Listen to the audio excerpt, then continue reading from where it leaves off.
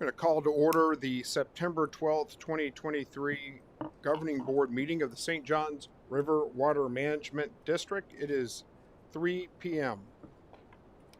Let's all stand for the Pledge of Allegiance. Please join me. I pledge allegiance to the flag of the United States of America and to the republic for which it stands, one nation, under God, indivisible, with liberty and justice for all.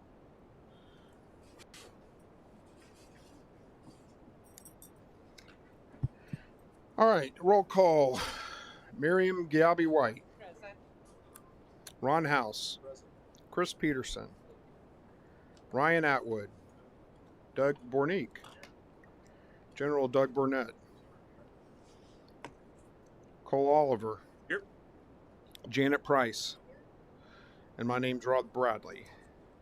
So we are all here and present. I want to first congratulate Ryan Atwood, Chris Peterson, and Ron House.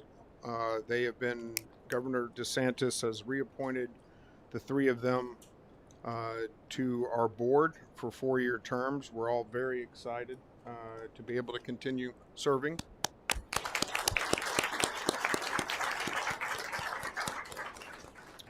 Very excited to continue serving with all three of you. I think that shows that the governor is very excited and confident in the direction that we're headed as a district. So we're excited for you, and I'm also excited for what it says about Mike and your team and everybody's work to help improve our environment and keep our water clean here in this part of the state of Florida. All right. We're going to start with item 1. Robin Hudson is with us today, as always. We're going to start with the employee awards, and you are recognized. Thank you. Good afternoon. Robin Hudson, Human Resources Director. Although she was not able to join us today, we would like to congratulate Megan Moore, the September Employee of the Month. Megan is a Regulatory Scientist 4 in the Bureau of Environmental Resource Regulation. Megan has built trust internally, within the consulting community, and with the public. The trust has been developed through her actions, sound common sense decision-making, following up and following through, and building credibility through those actions and results. Coworkers say that trust that Megan has built with coworkers, her supervisors, the regulatory leadership team also translates well to her external customers, where she is well respected among the consulting community. We hope you're listening, Megan. Congratulations, and thank you for all you do.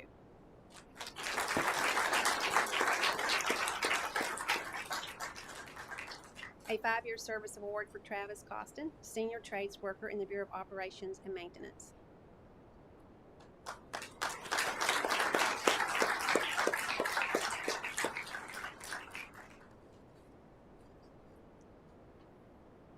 A 5-year service award for Courtney Waldron, District Clerk, Office of Records and Regulatory Support.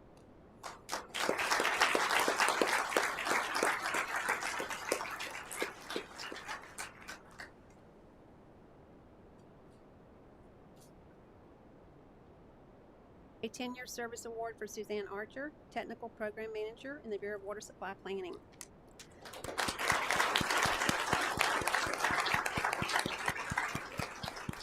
Suzanne is the Agricultural Assistance Team Lead.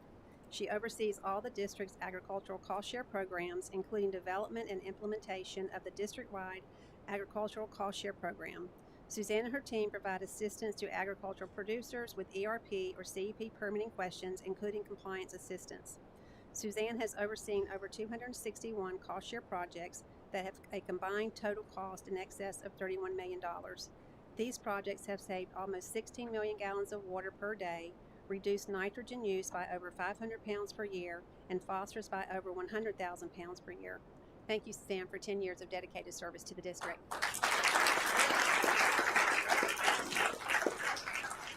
A 10-year service award for Anil Metla, Senior Application Developer in the Office of Information Technology. Anil is responsible for new development, production support, and deployment of all Java and Angular-based enterprise applications, including eReg and ePermit for St. Johns, Swanee River, and the Northwest Florida Water Management District. Anil is most experienced with all Java and Angular applications. Anil wears multiple hats throughout the year, supporting multiple applications and interfacing with multiple user groups. He is an asset to the team and the district. He has received accolades from managers and executives for his contributions and hard work. Thank you, Anil, for your service to the district.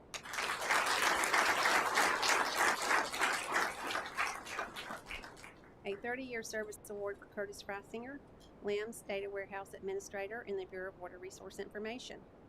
And Curtis's family is here also to join us in his recognition. Curtis is known as our lab guru, but as we all know, he is much more than that. He has been the innovative engineer in the lab for 30 years, as well as the glue that holds the team together. Curtis has a sincere desire to help others succeed by facilitating improvement and excellence in those around him. Curtis led the update of the laboratory information management software to the SQL version. Curtis assisted DEP staff consolidate water quality and bloom sampling site data. Curtis's impact is seen daily. He was recently awarded the much-deserved Employee of the Month award. Thank you, Curtis, for 30 years of innovation, ideas, and team camaraderie, and thank you for your service to the district.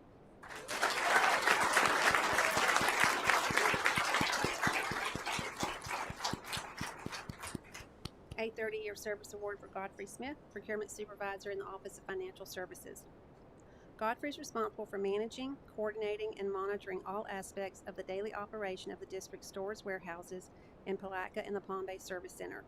His responsibilities include managing the district's capital asset inventory and the disposition of assets through the surplus process. Godfrey represents the district at vendor outreach and diversity opportunities.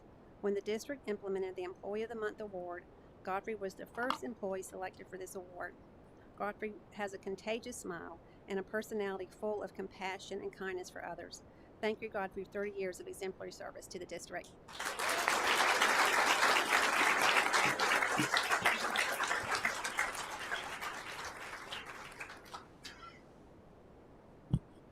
All right. Thank you, Robin. And congratulations to all those who were recognized today. Wonderful.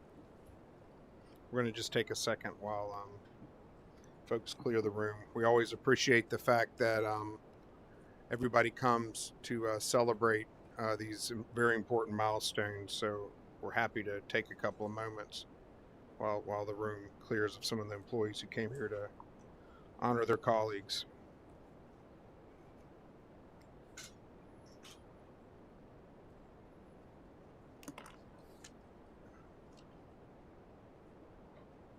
Wonderful. All right. Next up, Michael Daly is going to present the hydrologic conditions report. You're recognized. Thank you. Good afternoon. I'm Michael Daly, Technical Program Manager from Water Resource Information, and I'm here since Christine Mundy is on a very well-deserved vacation. So, Chairman Bradley, members of the Governing Board, this is your hydrologic conditions report for September 2023, reflecting data that was collected and compiled for August of 2023. For August, district-wide across, for rainfall in August, district-wide was below average by 2¼ inches of rain. However, it diverged greatly from that average, with the wettest areas receiving more than 9 inches, which were mostly found in eastern Orange County, as well as Seminole County, in the northwestern portion of Brevard County, and also in the upper basin, a significant area in south central Brevard County and north central Indian River County. And we had the driest areas that received less than 3 inches of rain, and they were scattered across the district, but most significantly in the north in Nassau County and Duval and northern St. Johns County, where they had less than 3 inches. And in fact, Duval and St. Johns County had less than half of the normal rain for the month of August. Now, for the past 12 months, we're still above average by over 2½ inches of rain, but that's a little bit deceptive because, again, there's a great divergence from that average, with the central portion of the district and some of the coastal areas having more than 60 inches of rain. Seminole County is our wettest county, which has had 65.45 inches of rain average across the county, and that is nearly 14 inches above average. Contrast that within the north, Nassau County has areas that have received less than 40 inches, and the countywide average in Nassau County was only 41 inches, which is 10 inches below the long-term average. Do our recent September 2023 serious weather events impact any of those northern counties in a way that would result in more water there? It's still an area of concern, but the important thing is that the rainy season isn't over, and we're only halfway through we're just near the peak of the hurricane season, so there's still some time to catch up, but it's an area to pay close attention to. The storm that just came through Florida, I mean, I know that it didn't hit our district, but it seemed like a lot of it caught the north part of maybe Nassau and Baker and Duval. Well, as a matter of fact, that's my next your slide next- to oh. talk about. Thanks for that segue. I think it might be time for me to retire or something because I've been doing this too long. Well, in fact, what I was going to say, it might have been a very different story for those northern areas if Hurricane Idalia hadn't tracked further west than we originally anticipated. So the path of the storm's eye never entered district territory, although the outer bands did affect portions of the district. And if we look more closely, we'll see that the wettest areas from the storm were actually in Seminole and Orange County in the eastern portions, where they received from 2 to 3 inches of rain. And then in a small portion of the westernmost parts of Clay and Putnam County also received more than 2 inches. But you can see we have the district boundary there, that there were very heavy rainfall bands that just were right outside of our district. So for the most part, for most of the district, the rainfall received from the storm was not very different from our typical afternoon thunderstorms. Well, I have my dates wrong. In other words, the data that we saw encompassed even what happened during our flirting with Hurricane Idalia. Right. Yeah, it was right at the end of August. Got it.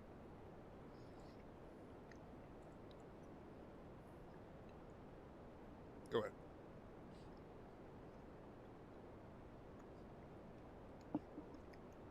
Surface water flows for the month, for the most part, were very consistent, with most stations beginning and ending the month in the average with average flows. However, there were 4 exceptions. First, at the St. Mary's River near McClenny, the month began with very high flows and declined into the average range.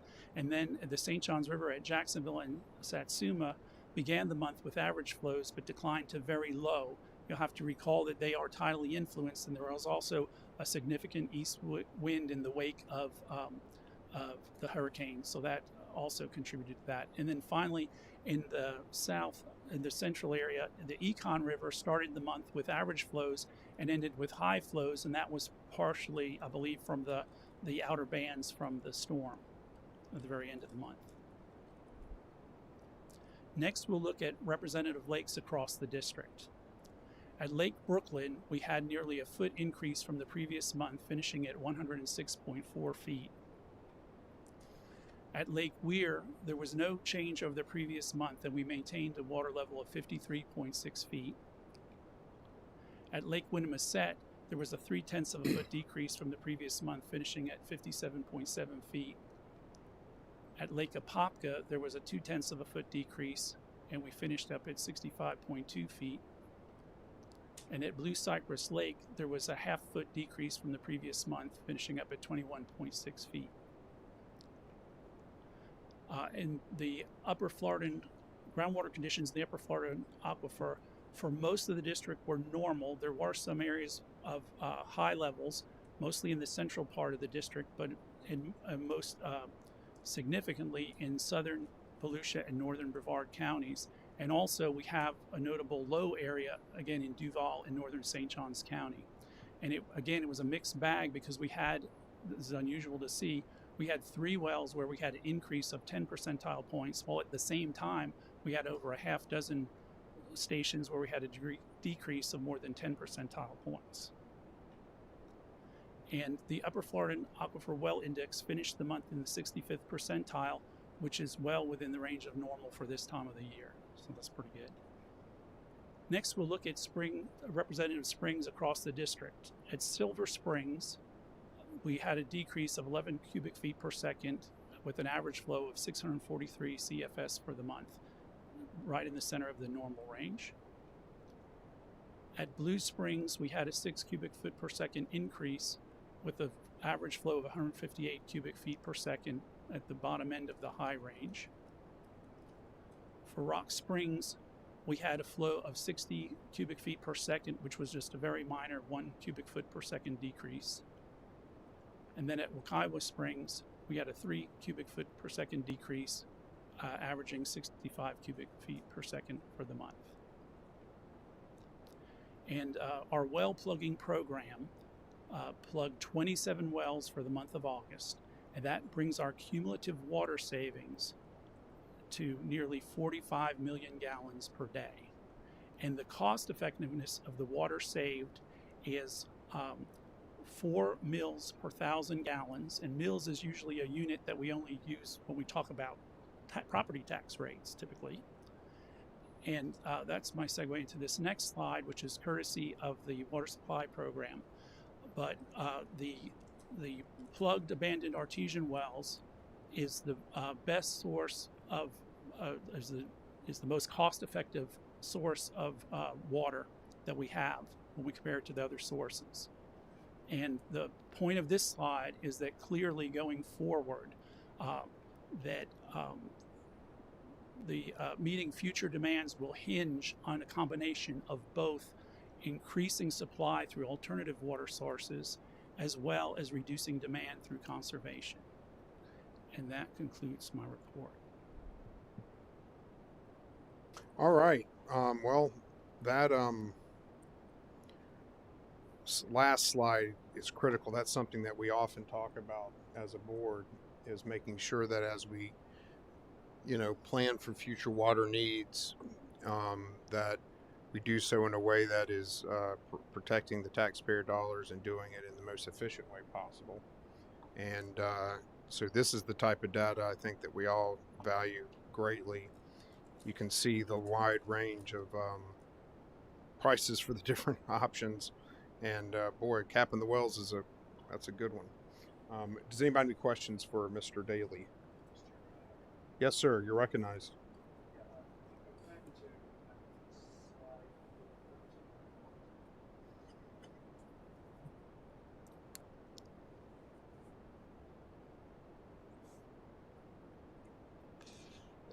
Which one was it? Maybe go back.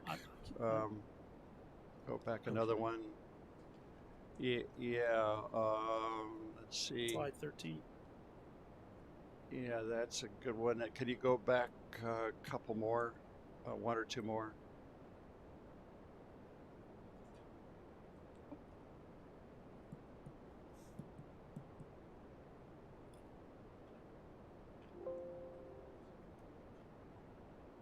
When I'm clicking it, so I think I've messed it up.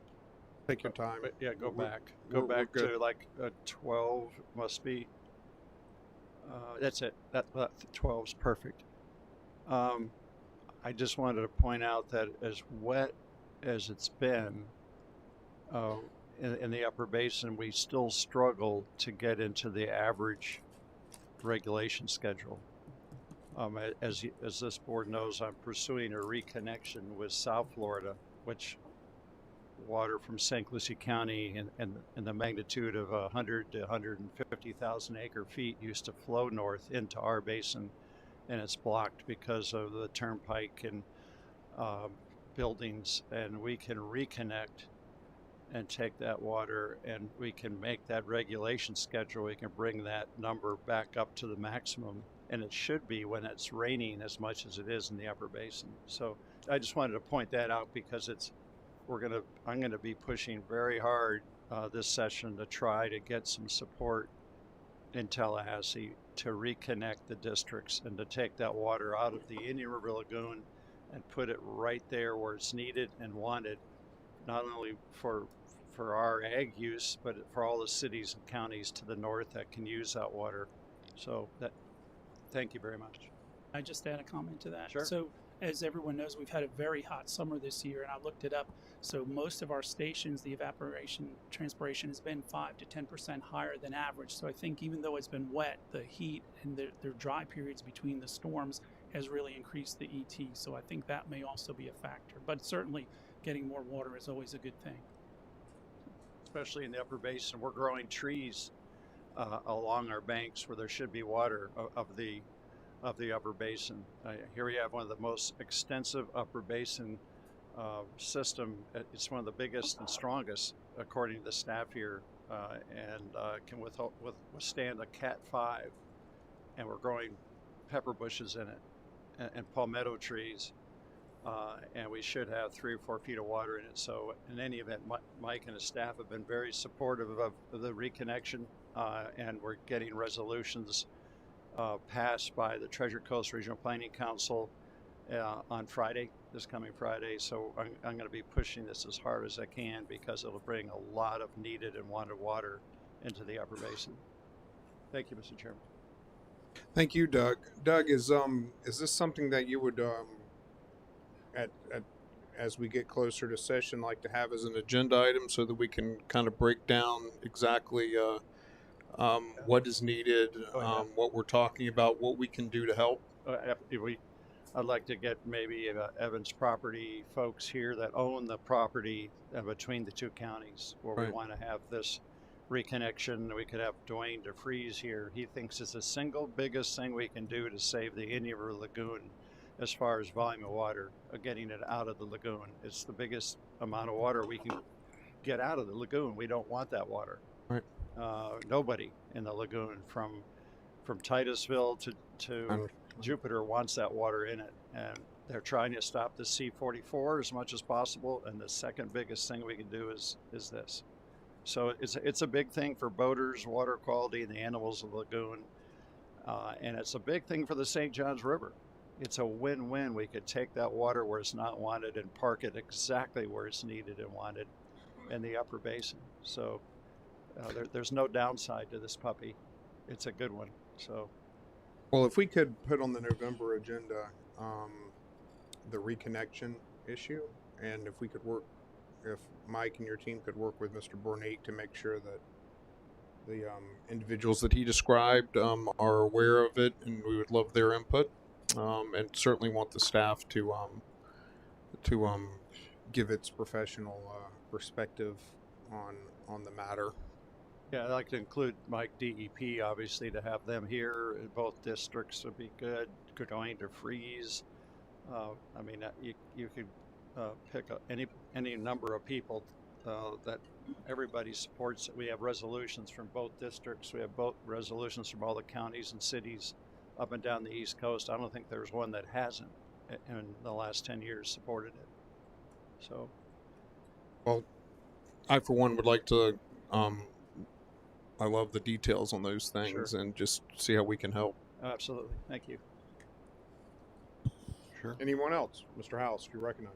It's probably not the right place for this, but it's probably a good thought process, and Mike's probably already ahead of us. But with all the renovation we're doing at Blackwater Creek to fill the lakes in the Keystone Heights area, it would be good if we had a report sort of like where the lakes are now in Keystone Heights, which where we're going to change everything to, and maybe an upstream and a downstream on Blackwater Creek, some sort of report. And or also it'd be cool to have some stationary cameras, because you can then see, dude, this is what it looked like before, and this is what we got. Because sometimes if you don't measure how good something worked out, it's not going to happen. Just like in Doug's situation, if he can get rid of this water, it would help the community. So I think maybe at some point we can add to our presentation here for pre-Blackwater Creek and post-Blackwater Creek and Keystone Heights. And I'm sure Mike's got some game plan up his sleeve. That's a great idea. And I think that right now the project's still being built, but as we approach it, I think that understanding where we are now, to set the groundwork. And then to set the groundwork is a good idea. So I think maybe as we get, a couple months out from turning the spigot on, so to speak, we ought to have that as a inclusion in our data points. I couldn't agree more. And for the record, Lake Brooklyn is the first lake in the chain of lakes, so we do look at Lake Brooklyn right now as one of those lakes. And Black Creek is it's literally a part of the St. Johns River.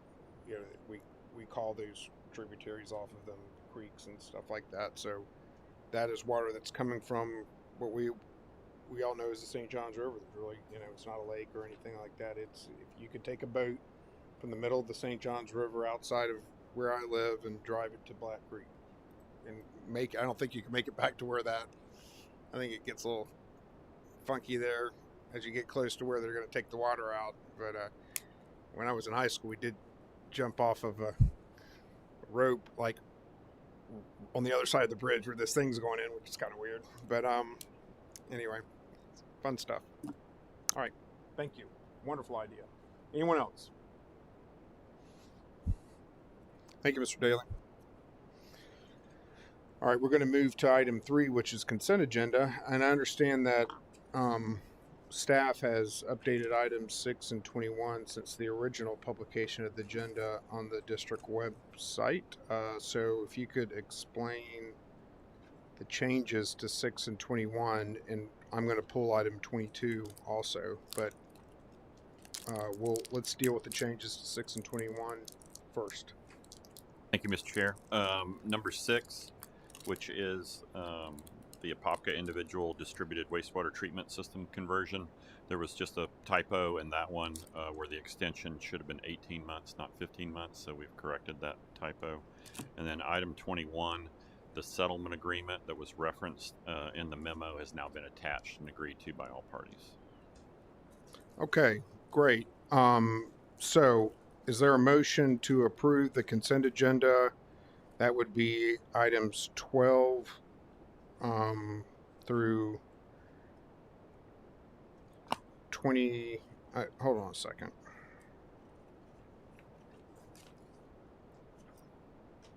We just amend those on the Right. Yeah. One second. I apologize. So 6 is 6 is on full board, so we'll 6 have is another already on discussion. full Yep. board. I got you. All right. So let me back up. Right now we have the consent agenda. That's items 12 through 25. Is there a motion to consider approving the consent agenda? That would be items 12 through 25. I'm pulling 22, and you heard the amendments to the amendment and the further information on item 21. Is there such a motion? So moved. Second. All right, we have a motion and a second. Is there any public comment? Yes, sir. There is a public comment card from the the town of Callahan, Mr. Williams, Okay, and which item is that on the consent number agenda? 20. All right, well, come on up. I'm glad to have you. Folks, let's what he is going to be talking about is cost share, Callahan Force Main extension to Fairgrounds, cost share, funding increase, and budget transfer. So you must be from Callahan. Just a little bit. I love it. We're so glad to Not have you here. originally, but now. No, I understand. You're from Callahan today on their Today, behalf. yes. If you could introduce yourself, tell us who you are, and we're glad to have you here. Thank you, sir. My name is Michael Williams. I'm the town manager for the town of Callahan. Appreciate the board's consideration on our item to increase that dollars to maintain the force main. On behalf of the mayor and the town council, we do appreciate that and thank you very much. I'm joined today by Jared Petrovich, our engineer, and also Mr. Keith Wingate with the Northeast Florida Fair Association, who is definitely going to be responsible for getting most of that and getting that taken care of for him. And we just thank the board very much for that consideration on those items. Thank you. Well, the person you need to thank is Miss Janet Price, who I Pushed it originally, I remember that. this was Mrs. Price's desire that this be included as in the suite of projects, and it wasn't originally going to make it, and she insisted because she understood how important it was to this area of the state and the community, that the part of the district that she represents. So, Ms. Price, we're here. Why don't we pull off item 21 also? And item 20. This is item. We're going to pull off item 20. Is there a motion to approve item 20? All right. Second. Okay, we have a motion and a second to approve item 20 for Callahan. Any further discussion? Well, after they came up and spoke in behalf of this, I'm considering approving it, but I wasn't sure before. All right, I understand. Me too. Can go either way. All those in favor say aye. Aye. Any opposed? Passes unanimously. All right. We thank you. Any other public comments? Are they naming the extension the Price extension? All right, well, it's yeah, yes. It's better than the wastewater treatment plant, so, which I've been threatened to have some of those named after me. People get mad. All right, we have before us now an amended motion because we've pulled off both 20 and 21. Let me ask again, if I may, is there a motion to approve the remainder of the consent? Actually, Chair Bradley, it should be you removed 20, and I believe it's 22. 22, I believe, is the.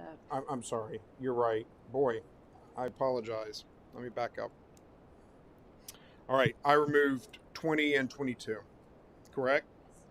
All right. Thank you. Is there a motion to approve the balance of the consent agenda? So moved. Second. All right. We have a motion and a second. Is there any further discussion? Seeing none, all those in favor say aye. Aye. Any opposed? It's approved unanimously. All right, I pulled item 22. I apologize. And I'm pulling that to briefly address letters that the board and the district have received from the pro se petitioner, Mr. Cece.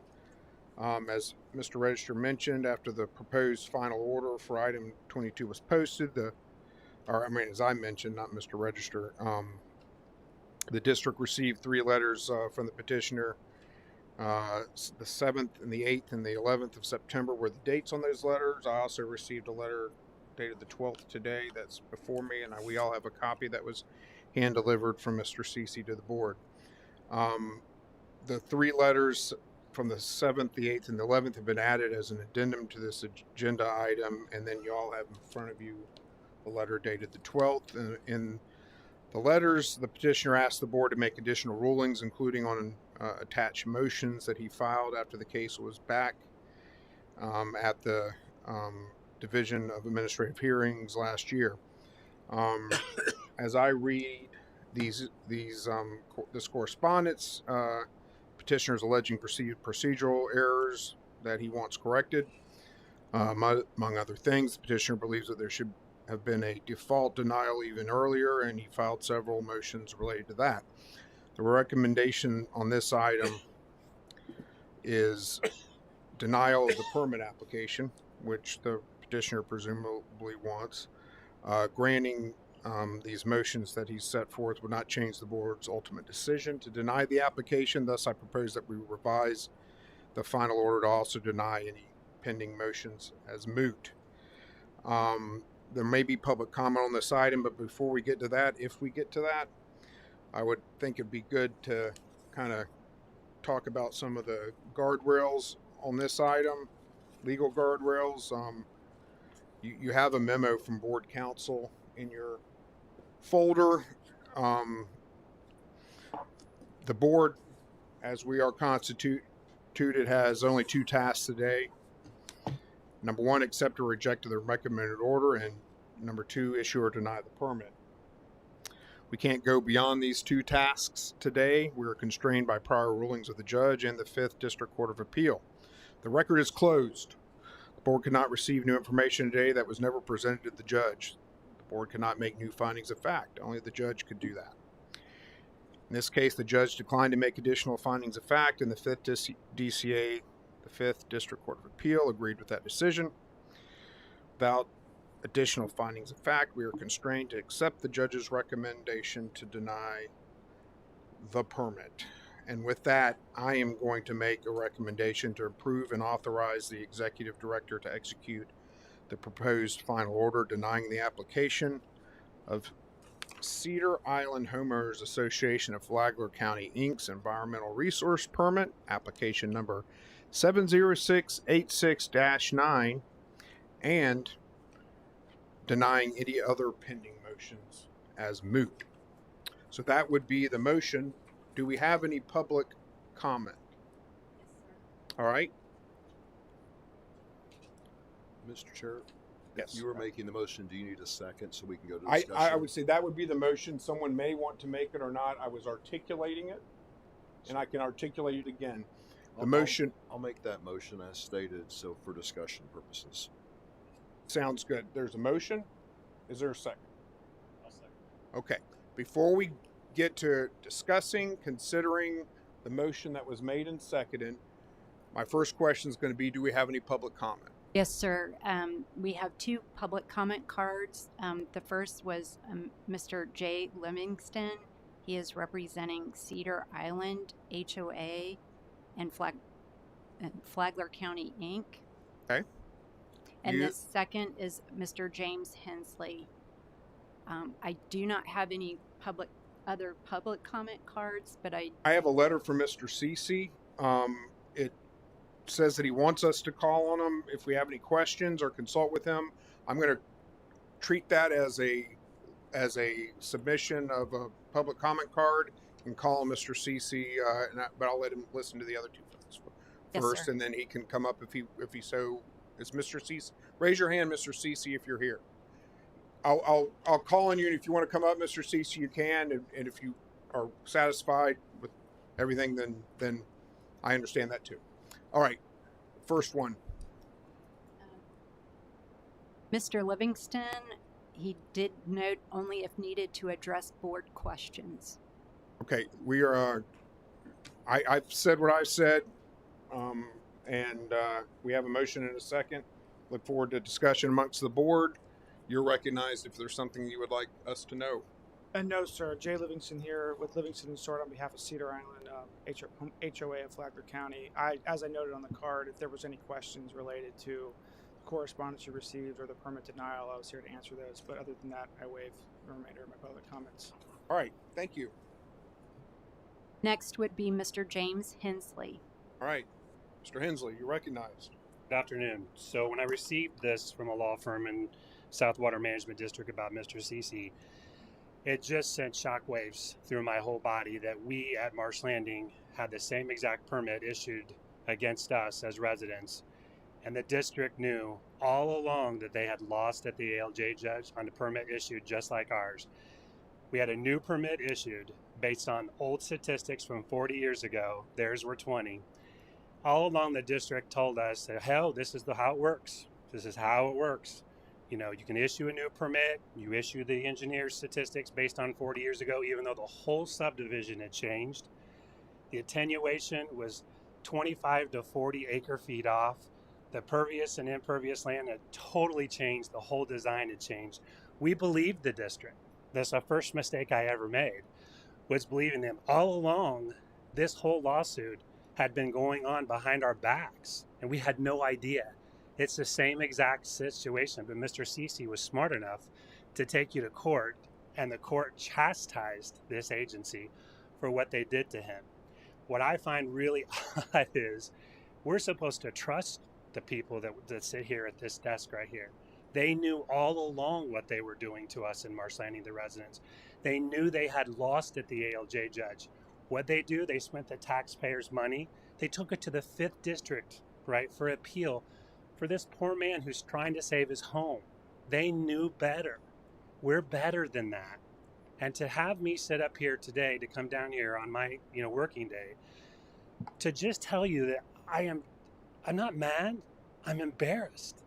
I'm embarrassed that the people sit here, cover up for the district, for no matter what happens, they will cut off their arms to hide things from this district so they don't look like they've made the mistakes. They're human beings. They're going to make mistakes. Bring it out in the public. Accept it. Apologize to the poor man. Apologize to us for lying to us for all these years. That permit should have never been issued. It's the same exact situation as him. The whole situation had changed. So, I'm not going to get up here and rant and rave and look like a lunatic that I'm upset. I'm not. I'm just disappointed, Mr. Bradley. I'm disappointed that, I voted for you. You set up here as the chairman of this. Mr. Cece's representative from his area contacted you about this. You didn't do anything about it. It's such a simple thing for this agency to fix this. So I just leave it today with my last 17 seconds telling you, I'm not mad. I'm disappointed. I'm very disappointed that you do the same thing to us that you turned right around and did to him. It just needs to stop. Own your stuff. Admit when you make a mistake, and move on. Thank you for your time. So where do you live? Marsh Landing. Right. I never represented Marsh Landing, so you didn't vote for me. So congratulations on that. All right. Okay. Mr. Cece, would you like to address the board? Yes.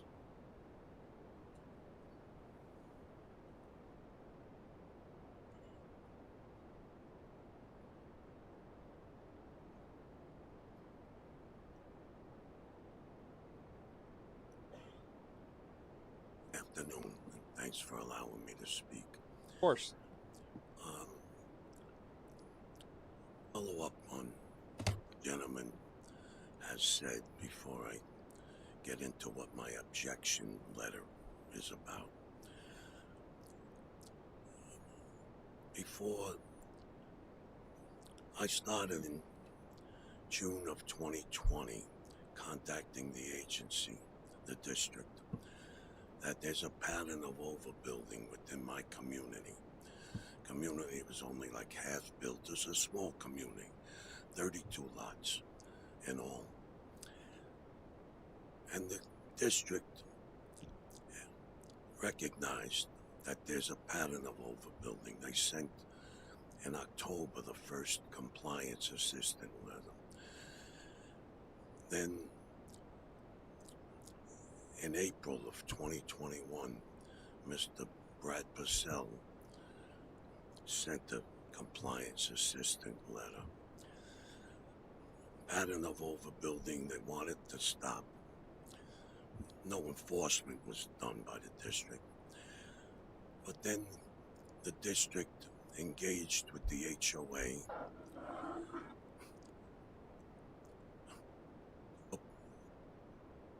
urged an application to modify the existing operation and maintenance permit, modify it to allow even more overbuilding. Sounds crazy. The original permit was for 38% imperviousness. The modification was asking to be allowed 44% imperviousness. The system, the pattern of overbuilding was already in progress, and now the district was complicit with this overbuilding.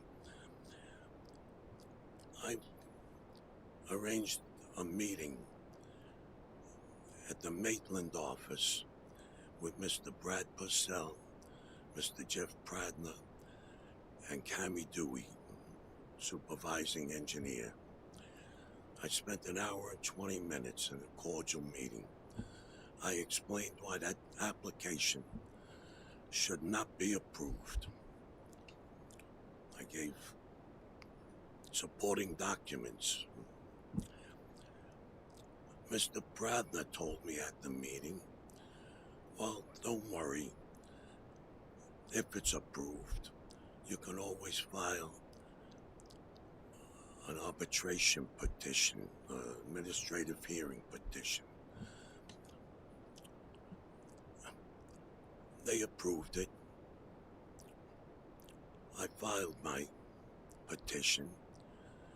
That suggestion by Mr. Pradner, I liken it to telling somebody it's okay, you could put your hand in a wood chipper, because that's what that process is all about. I spent $80,000 on lawyers, one lawyer, and an expert witness until the hearing was over in January 14th of 2022. I stopped having an attorney after that because of the costs. What was revealed from my expert witness is that the system that I said the building pattern exceeds the permit limitations. Through my expert witness, we learned that the district knew, and the engineer for the HOA who designed the system 20 years ago, and he put in the as-built, and he included the as-built in the modification application. It took my engineer to bring it to light that the system was only half constructed. The ponds, one pond was supposed to be minus 8 feet, was only built to minus 4. Another one was supposed to be minus 6 point something, was only minus 4. So the ponds weren't deep enough. The weir, supposed to be 40 feet wide, was only 20 feet wide. The height of it is wrong. The skimmer is wrong. With the district knowing all of this during the hearings, they persisted to advocate to approve the permit that would increase the already too much stormwater directed at this system. I advocate for preventing floods. I'm advocating also to protect the outstanding Florida waterway. There was a -3 permit compelling the HOA to make additional physical changes to help protect the discharge into the outstanding Florida waterway. That -3 permit expired after 5 years. It's like it never happened, never existed. And during the administrative hearings, the district, Cami Dewey, argued that that's no longer needed. The mission of this district, I believe, is to protect the Florida waterways, protect the quality of water, and to prevent flooding. This is a small little example of how you could have accomplished your mission very easily. I went through it. They brought it to the 5th District Court of Appeals. Please read their opinion. Please read Judge Chisenhall, the administrative hearing. Please read his order following remand. It's very damning of the district pertaining to this. I know the district does wonderful good things, so I'm not here to bash you. But in this instance, you gotta see the light. There's a big problem. It's a culture in here to beat me. It's almost like they say the Donald Trump drunk derangement syndrome. I feel like in this district, with the legal team, it's a CC derangement syndrome. We're gonna beat him some way. Drive him to a poorhouse, make him neurotic, whatever. I'm holding up pretty good, though. Let me get to the objection letter that I put in. If you, all the board members and Miss Mary Ellen Winkler, you recall May 10th, 2022 governing board meeting. Mary Ellen Winkler explained to all of you, and you, Mr. Bradley, engaged in conversation about it, that if the recommended order from the administrative law judge was substantive denial, then the governing board, acting as an appellate court, would rule on the exceptions. If it wasn't for substantive denial, which it was, only then can the executive director rule on the exceptions. What you're trying to do today in the agenda and in that final order, proposed final order, you're looking to try to validate exceptions that were made by someone who had no authority to make them. There's so many aspects to this. Those exceptions are contained in a document called Final Order, an Order of Remand. Well, it was obviously not a final order, because you're entertaining issuing a final order today, more than a year later. The final order was deemed not to be a final order by the administrative law judge, and then by the 5th District Court of Appeal. I put in an appeal to protect my right to challenge the exceptions that Mr. Register ruled on. The 5th District Court of Appeals told me, no. Even in my appeal, I said, I think this is not ripe because there's no final order. The 5th District Court of Appeals ruled they did not have jurisdiction because it's not a final order. Now, in the paper that you're looking to approve, the proposed final order, on page 5 at the bottom of the page, it says those rulings by Mr. Register, they're in stone and they can't even be appealed. In my letter of,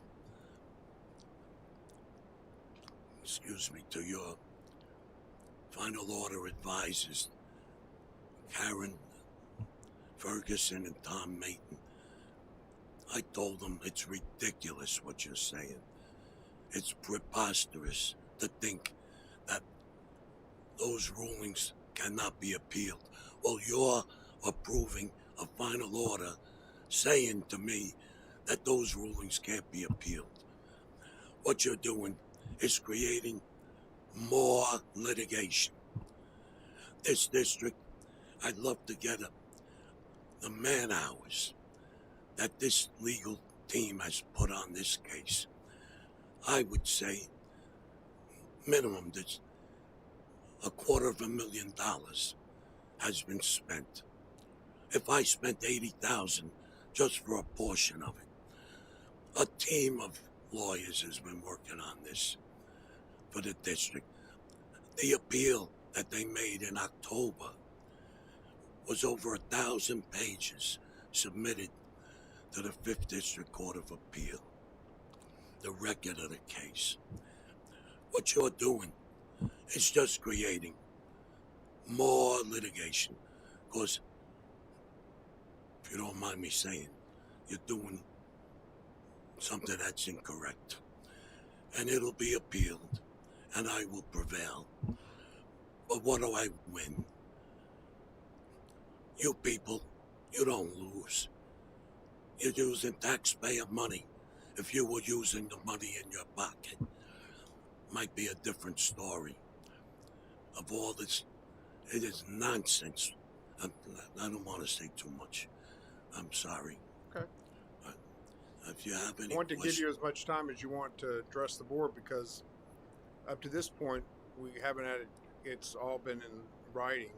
And, you know, I want you to know, Mr. Cece, that, I mean, I think I speak for all the board when I say that we don't have any animus in any way, shape, or form towards you in any way at all. and And there are procedures that it is that we believe as a district, in consultation with the lawyers explaining to us what is happening, following certain procedures that were done at the time they were to be done, and it hasn't been, to my knowledge, hide the ball. When you send me an email, I receive it and I read it. I'm sure my colleagues do too. I also don't want to prejudice the same taxpayers that you're concerned about as well by commenting and be creating a whole nother record on itself in the event that I find myself having to make rulings or make judgments at some point in the future. So it's not meant to insult you. I didn't think that you took it this way, by the way. But I just want you to know, I want to tell you this, that me not responding to your emails are not an indication of me not respecting your position, not reading them, not listening to what you're trying to say, also asking the lawyers, why is this still going on? We don't like to engage in adversarial relationships with citizens. This is not something that brings pleasure to any of us. I assure you. We also have at certain times, certain things have to happen. Permits get issued at a certain period of time. There's rules for that. Time goes on, and circumstances change on the ground. Difference between as-builds and what happens. All of these things. It's just very unfortunate that we've arrived at a situation where you're upset, no one's happy, and I'm sorry that we're in that situation. I really am. I want you to understand, speaking on my personal behalf, I have nothing but respect for you. The stuff that you put together is very cognizant, and I used to be board certified. I haven't done a lot of practice recently, so those things lapse. But I'm a practicing attorney in these types of matters, and you've done a very good job of articulating, without the help of legal counsel, where you are. You won, and our understanding is, and I don't take any shame in losing or joy in winning when any of these things happen. The fact that we have to have basically a full-time law firm to resolve these matters is just part of the world we live in today, and it is without emotion, I assure you, for many of us. And if we perceive that the staff is being overzealous in or lack thereof in anything, that's part of our job to monitor. All right. I'd never got that impression in this case at all. I'm just telling you, take it for what it's worth. I never got that impression in this matter. But you have to do what you need to do. I'm not asking you to do one thing or another. My understanding is you want us to deny the permit. That's what we're going to do today. And I know you've got this other issue that you're describing. I'm not casting it aside. It does appear to me that the other pending motions are moot. That's what the motion is. If we do this, then that will be our action. If you then take action in response to that, I respect whatever it is you feel like you need to do. But let me just ask you this, all right? If we move forward on this action today, all right, I will tell you what I'm going to do. Before you file your next piece of paper after that, call me, all right? We'll have a talk, and I will listen to everything you're saying, I'm not saying I'm just, and we will have a discussion unless the lawyers tell me that me talking to you is going to screw something up. All right? They have my number. You and I will have a personal conversation if this motion goes through today, if you think there's some other action to take. All right? And if there's something in particular that you think happened during this process where you felt like someone treated you, you know, untoward, then tell me during that conversation. All right? I have personally not witnessed that. And I will tell you that Mike and his team, they do a lot of things on a lot of different levels all the time, and you acknowledge that, and I know you do, so I'm not suggesting you don't, but I do. I am very proud to be associated with these folks, and you know, I stand with them and appreciate all that they do. But we'll do that if that's in fact what you want to do. All right. Yes, thank you. Yes, sir. Okay. All right. All right. We have a motion and a second. Is there any discussion? Mr. Chairman, Yes. I want to thank you for your comments. They're spot on, the way I feel. But prior speakers' comments, I just want to make a comment that the staff, and I've been on this board a long time, and I'm sure that Janet and Miriam could probably say the same thing, that the staff we have here are second to none. And I deal with the other water management districts except one of them. I know the staff of 3 of them very well, and this is the finest by far. Mike has amassed the best staff I know of. And I just want to make that comment. This staff is excellent. I trust their judgment, and I just wanted to make sure I voice that based on the comments I heard with the prior speaker. Thank you. Well, and I also, you know, I've been doing these public meetings for a long time. I took umbrage with some of the things the prior speaker said, but I do feel like I crossed the line when I made that sort of half-hearted comment, because you did frustrate me, and I said the thing about, well, you didn't vote for me. You don't need to hear that from me. All right. So I apologize to you and the public for me saying that. But that all being said, I did take umbrage with, because I just flat out disagree. There's nobody hiding anything. These are public proceed. Mr. Cece would acknowledge that all of these things are public records that we do back and forth with one another. We're sitting here right now, opening our Komodo to the world, showing you, you know, all the things that are going on internally, and acknowledging them and dealing with them in a very public manner. And we will always do that, and we'll continue to do that. That's important for all of us. So anyway, that all being said, does anybody else have any comments? Yes, correct. Thank you, sir. I want to echo what my colleague said today about our staff. They are some of the best professionals I got to know, and that's the reason I'm here, because they are here, because I trust them 100%. And I appreciate conflicts, and it's our job to listen to all sides. But I can assure everyone that our staff are doing their best job, and their characters are absolutely flawless. I appreciate what they do, and I thank you for saying all the kind words that you mentioned. And Chairman, thank you for your kind words. I take it personal just because I have that much trust in them and what they do. Thank you, sir.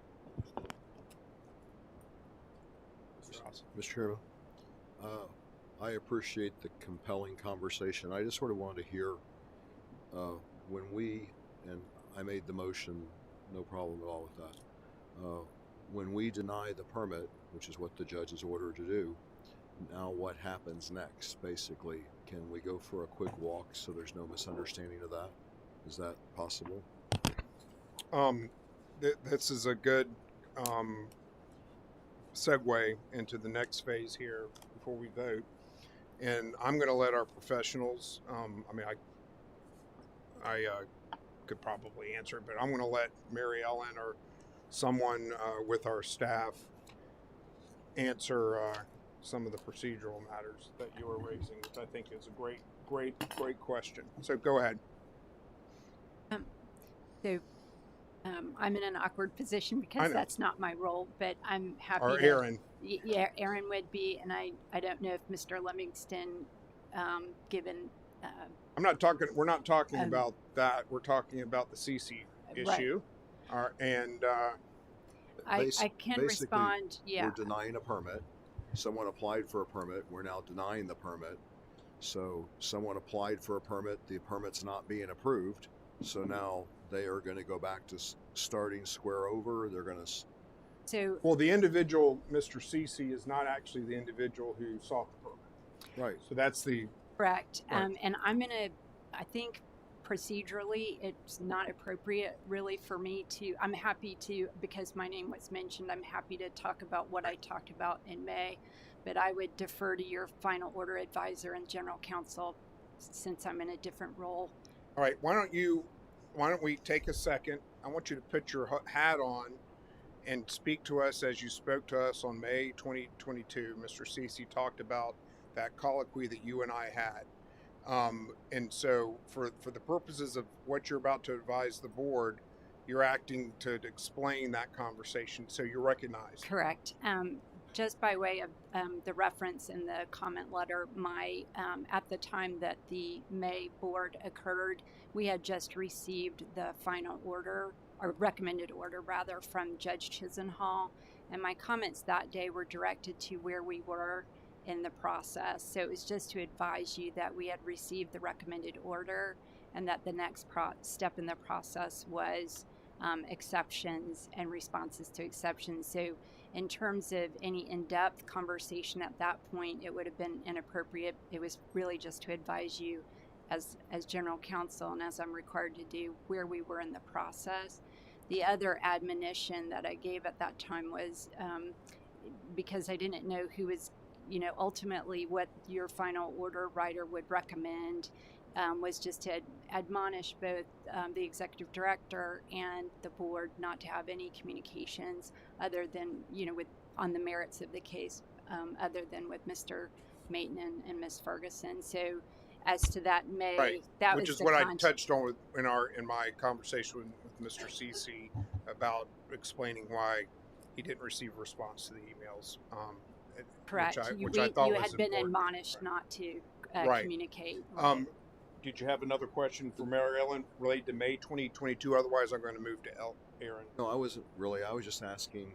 There was a permit that was requested for, issued, and then Mr. CC took exception to that permit. Ultimately, a judge had to say, deny that permit. So we're denying that permit. Boom.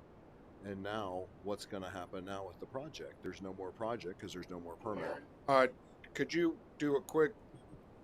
Here's what I would like to do, because I want to make sure that the board fully understands what's happening here. All right? So just do a quick 30-second on, what's on the ground out there. I mean, like, there's a project, and then there was a requested for a permit, right? What was the permit for? What was the permit requested for? To do what? So, and forgive me, you might hate this answer, but I supervise the litigation team on this, so I am speaking not as someone who's advising the board on the action to take. So right. I just want to get that for the record. But the permit application was actually to modify the calculations for the stormwater system. It was challenged. And why were they sought? Why were they seeking modifications? There was a complaint, and the district staff investigated and sent out a letter to the homeowners association, and the homeowners association's response was to come in and seek this permit modification, which then was approved and it was challenged. Fast forward through the procedure to where we are today, and you all have been advised by the final order team, and so there will be an action by the board today, and as far as what happens immediately as a result of that, I'll defer to Tom to keep the record clear and separate so that I'm not advising you all. All But right. I'm happy to Let's circle say back. we Happy. approve the motion that's before us. What happens next, Tom? The permit, and if someone doesn't like that decision, they can challenge it. But there are still opportunities for the homeowners association to submit a new application. This doesn't prohibit them from being able to amend their application. They can't submit the same application. That would be automatically denied because it's the same thing. It'd have to be different. They'd have to demonstrate the main thing that the judge was concerned about is you didn't show that you're actually going to fix these ponds to make them in accordance with the original permitted designs. So if we get an application that shows they're going to make those ponds like they're originally designed in accordance with their revised calculations, that is a separate application that could be considered by the district. And I don't know what the decision would be on that, but there is a path forward. Yes, go ahead. And we're going to take whatever time we need, folks. We're good. Mr. House, you had said that the court has directed us to deny the permit. I believe that if I look here, it has been remanded to us to enter a final order either issuing or denying. However, your motion is to deny. So the question before us at this point as a motion is to deny, although the court gave us the latitude to either issue or deny. Is that correct? That is correct, but given the record that we have no findings of fact that could support issuing the permit. That was the whole reason for the remand in the first place, to see if you consider it based on the original permitted design plans, would those revised calculations be acceptable? I interpreted Mr. House's statement as shorthand. I didn't, not literal, No, but, exactly. but I understand. But that was an excellent clarification. That's correct. Right. We're not under court order Right. to do one particular thing. We do have an option. That's a fair point. But if we Your took, if we, shorthand is to right. deny, and that's where we are today. well, I took him saying, Yeah, okay. just saying, look, in light of all that the findings that were made, I mean, what choice do we have to what, because of the findings that were made, correct? Exactly. Right. Okay. Is that? That's all I wanted to do. And that's a good. Thank you for clarifying that. You're recognized, General.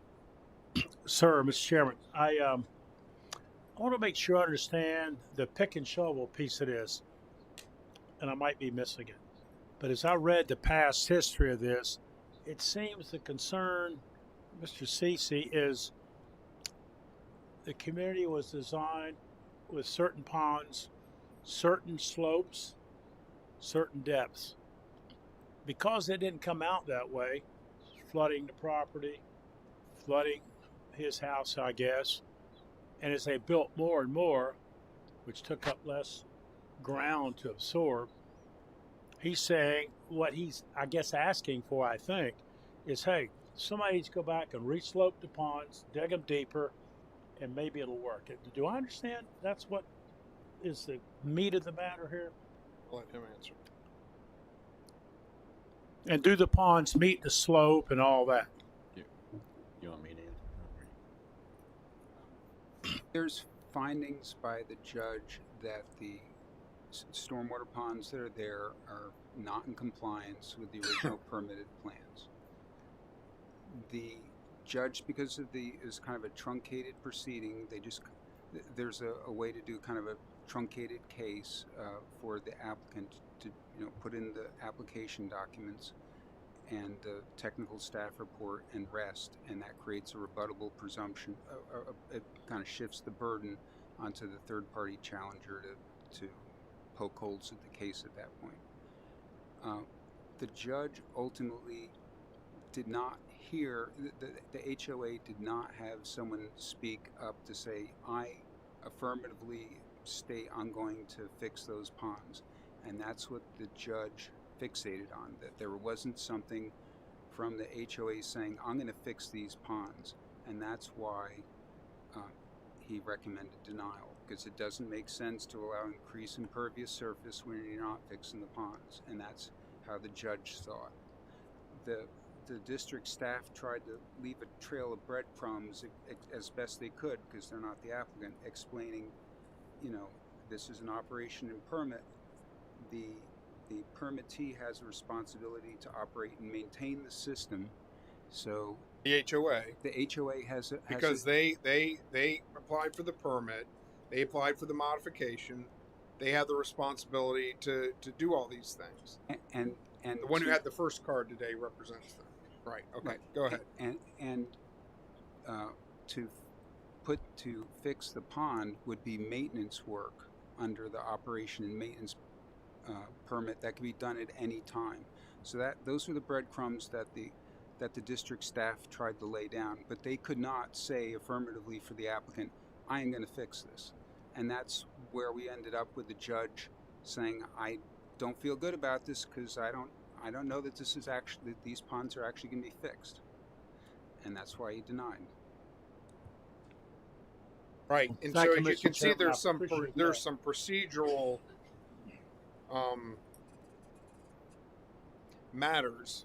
The district has we operate in a world where the rule of law prevails, and certain things have to happen at a certain time, and it's not our job our job as a regulator is to issue or deny permits and not to jump in the shoes of applicants and do their job too. And and that creates frustrating situations that go on for a long time, and here we are.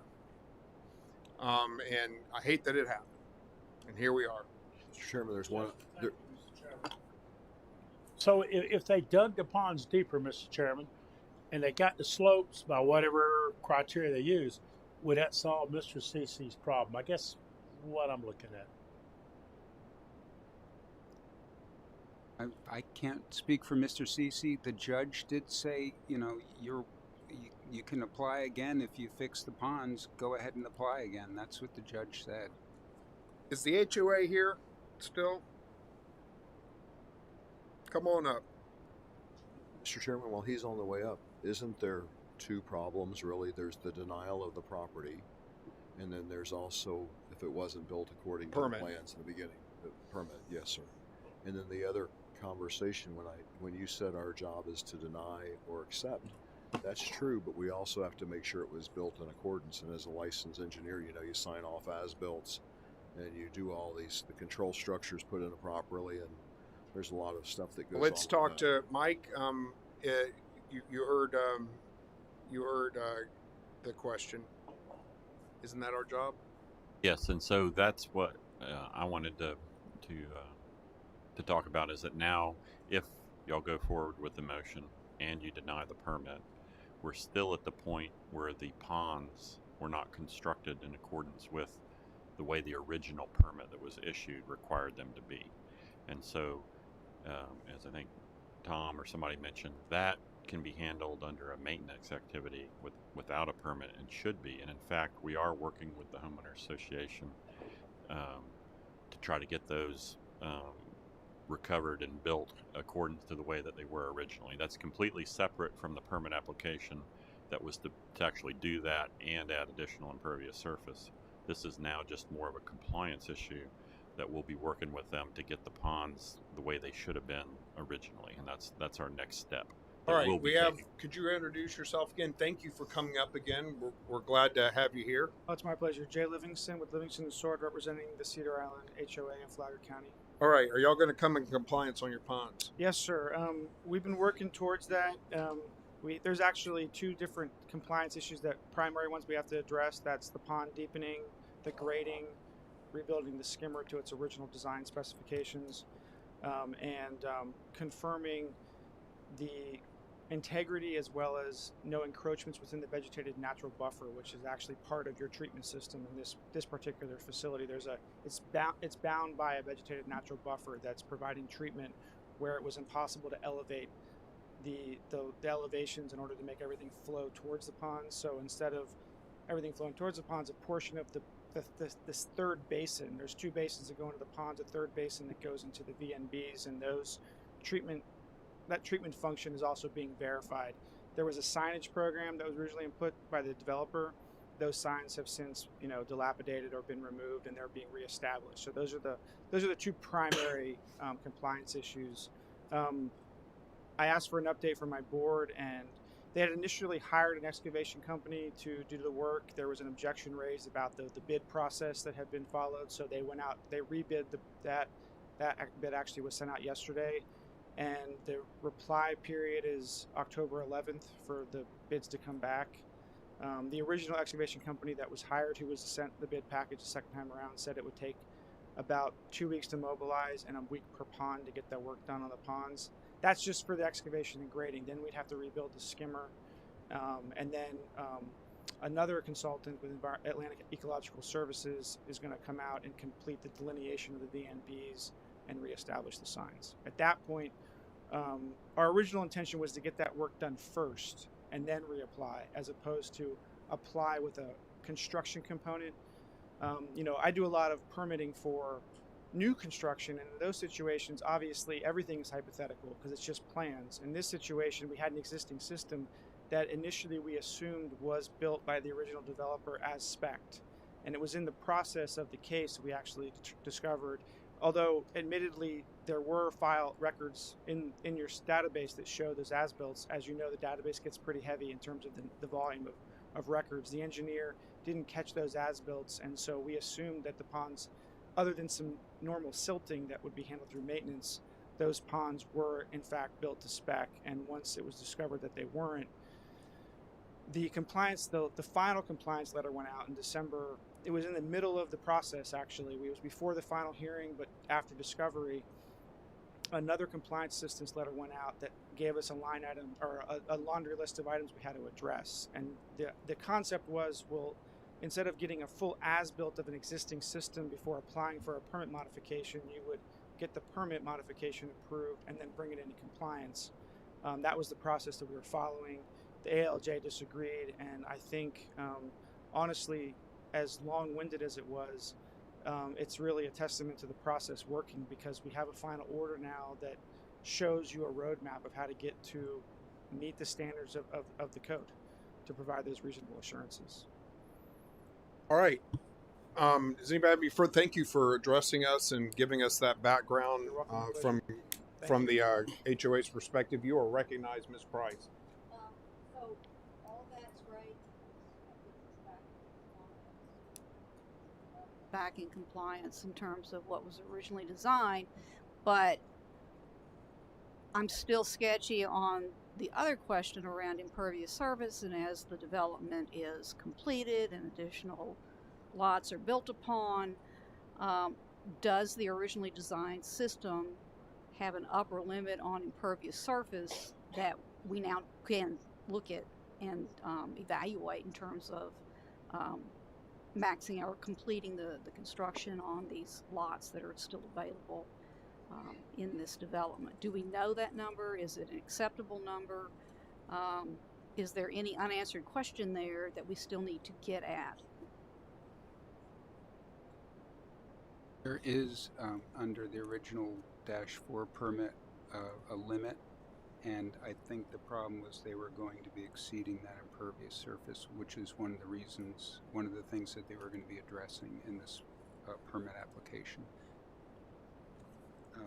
I think the testimony from the district's engineer and the applicant's engineer was that the originally designed ponds, that version of the ponds would have enough storage volume for the requested increase in impervious. Okay, that's my question fundamentally. That once we get there, we've not only dealt with the compliance issue, we've dealt with hopefully the question of what can you build on these remaining lots, and can we stay within a design limit for impervious surface for the entire development? And so that sounds like the answer is yes. But to be clear, I'm not sure the judge exactly said that was okay, because he didn't believe that because he looked at the existing system, the as-built plans versus the original permitted design. Right. So he never got to it. He didn't consider that version. Yeah. But we will. So, first step, get it into compliance, get it built the correct Well, way. we can't be the applicant. You say we No. will. I mean, we don't present. we'll get to we an don't present answer. plans. That is we're- true. We That's don't make people's plans for them. That's what I want Right, to say is that right. we get it into compliance, get that done, and then it would be up to them if they had impervious surface that they wanted to build beyond what was approved by that original permit. They would have to come in and then modify that permit. to do Okay, that. that clarifies it for me. All right, Mr. House, did you have a? Thank you, Ms. Price. That was excellent. That was very illuminating for me. Go ahead. That's what I was going to say. All right, Mr. Cece, did you have another comment? And you need to come to the podium because we can't hear from the audience. All right. All right. Can I get a quick question? Yeah, Mr. Cece, if you could wait for a second, we're going to engage in more discussion here on the board. If you don't mind just staying there for a second, go ahead. You're recognized. Thank you, Mr. Chairman. A technical question. The original design, I guess everybody likes. Were the ponds actually built to the original design correctly and all that? It seems to me they were not. That's correct. They were never built. Okay. As-built shown. Yeah. Thank you, Mr. Chairman. Yeah, absolutely. That was the original sin. All right, you're recognized, Mr. Cece. Thank you. When Mr. Livingston was speaking a few minutes ago for the HOA, during his statements, he mentioned the excavation company, the excavator, when they're going to start. The existing permit, 70686-4, within it, it states this is for operation and maintenance, not for any type of construction. One of the provisions in it. The work that needs to be done is to finish the construction that wasn't done with the first -1 permit, 70686-1. Isn't that what he said they're going to do, though? But they need to file an application for a construction permit. They can't do construction on an operation and maintenance permit. It needs to go through the process of approval as construction because they are excavating, they are building. The modification permit that they put in was just tweaking numbers, had nothing to do with any physical changes. But Mr. Cece, regardless of, let me just, and I'm not, Yeah. listen, you've been living this and I parachuted in, all right? So I understand that. But at the end of the day, you want the system to work, right? You want the system to work. That's your complaint is that, okay. Are you, the guy stood up and said he would fix the thing and it would be functional and consistent with the original permit. That's what I'm not. That's just what he said. And assuming what he said is correct, okay. Assuming that they do in fact follow through on that, the HOA. Are you not satisfied? I'll tell you why I'm not satisfied. Okay, thank you. The existing permit allowed for a certain total amount of square footage, impervious square footage. Let's say 128,000 square feet. Because of the pattern of overbuilding that hasn't been checked, we are at or above the limit of the permit when there are lots that haven't even begun construction.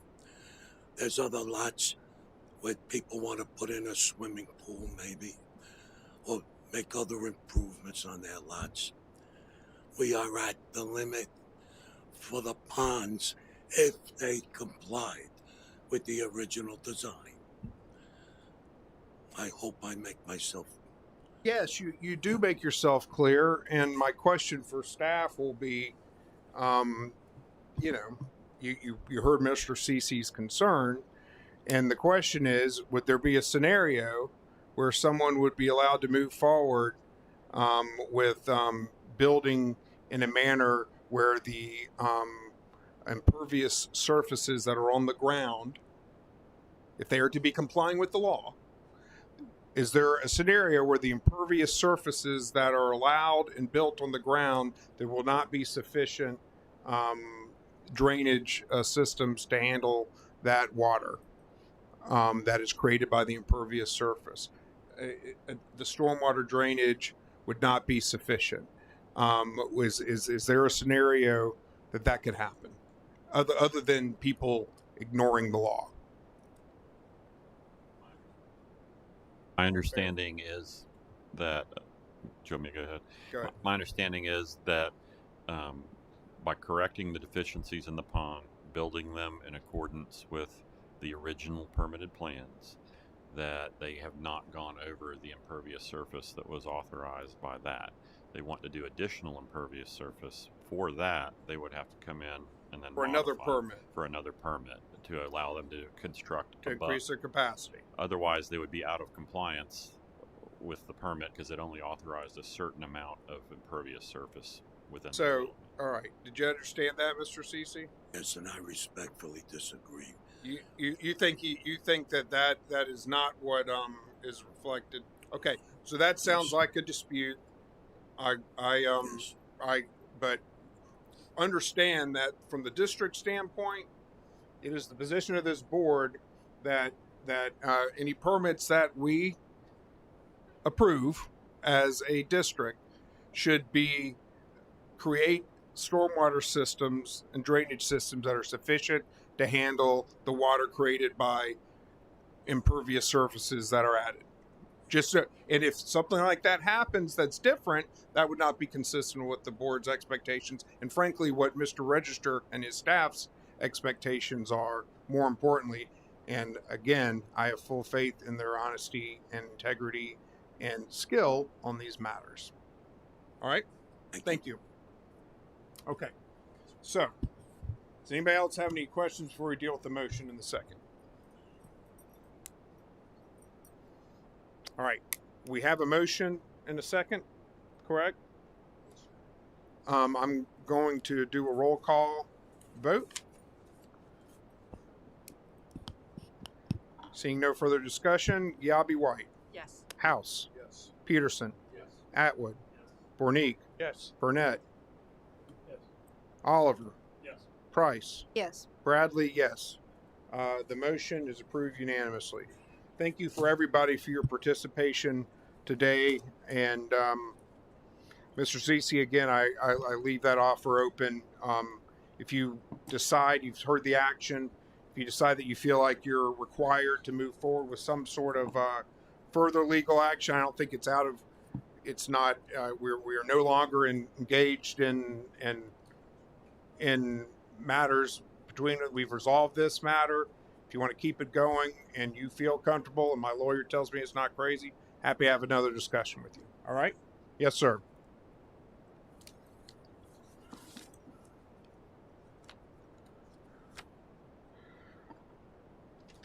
Item 4, district-wide agriculture cost share program. Miss Archer. I know somebody likes this. Good afternoon, Chairman and Governing Board members. Suzanne Archer, Technical Program Manager for Agricultural Assistance, here to present agenda item number 4. I would like to take a moment to thank the review staff for their efforts in calculating conservation and nutrient benefits. In January, we started accepting applications throughout the year instead of twice a year for the district-wide program with the intention of better meeting the needs of the producers, and we expect to come to the board more often, but with fewer projects requested at each presentation. We continue to calculate the cost effectiveness of conservation and nutrient removal, and this, along with several other criteria, form the basis of the eligibility requirements that need to be met in order for project funding to be recommended to the governing board. 2 applications were received in March, right after the 22-23 funding amount was expended. Both of these projects, plus 4 more projects received during the summer, have met the eligibility requirements. The projects are located in 3 of the 4 planning basins, with 2 projects located in St. Johns County, 3 in Lake County, and 1 in Indian River County. The resource benefits are shown on the slide. The commodity types this cycle include blueberries, citrus, sod, and potatoes. 2 of the 6 projects include water conservation, and all of them help to reduce fertilizer runoff. Here are the project types this cycle. The picture on the slide shows a control unit for pump automation. One of the projects is for equipment to plant cover crop to be grown in between rows of citrus trees. Based on UF research conducted in Lake County, with the right cover crop blend and cutting or crimping the crop and throwing it up under the trees, after 8 years, nitrogen needs of the trees were decreased by up to 75% due to increases in organic matter, cation exchange capacity of the soil, and increased microbial activity. The recommended action on Agenda Item 4 is to approve awards and authorize the Executive Director to negotiate contracts as shown on the slide. Thank you. I'll be happy to answer any questions.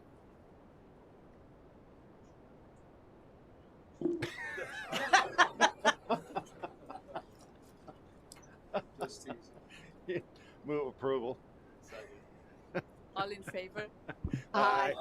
Any opposed? The motion carries. We move to item number 5. By the way. Good afternoon, Mr. Chairman, members of the board. My name is Lou D'Angelo, Cost Share Program Manager for the Bureau of Basin Management and Project Development.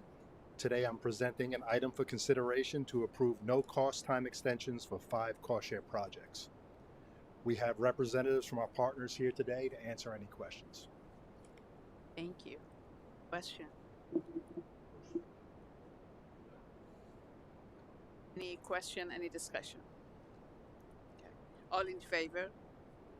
Aye. Any opposed? Motion carries. Item number 7. No, actually, we're going to number 6. Forgive me. Next item I have for your consideration is approval of the funding increase and time extension for the Apopka Individual Distributed Wastewater Treatment System Conversion Project.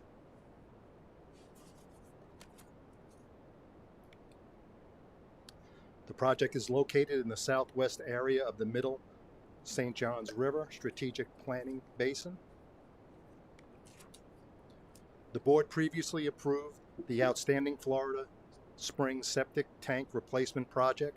The project allocated $500,000 from district sources and $1 million from the Florida Department of Environmental Protection to replace septic tanks with individual distributed wastewater treatment systems where conversion to traditional sewer services was not feasible within OFS spring sheds. The district entered into an agreement with the city of Apopka to utilize this funding and implement septic tank conversions for individually distributed wastewater treatment systems within the Wakaiwa and Rock Springs spring shed. Pursuant to this agreement, a total of 30 residential septic tanks were converted. The district and the DEP contributed a total of $330,500 towards a total construction cost of $450,000. This resulted in a total nitrogen load reduction benefit to the Wakaiwa Rock Spring shed of 196 pounds per year.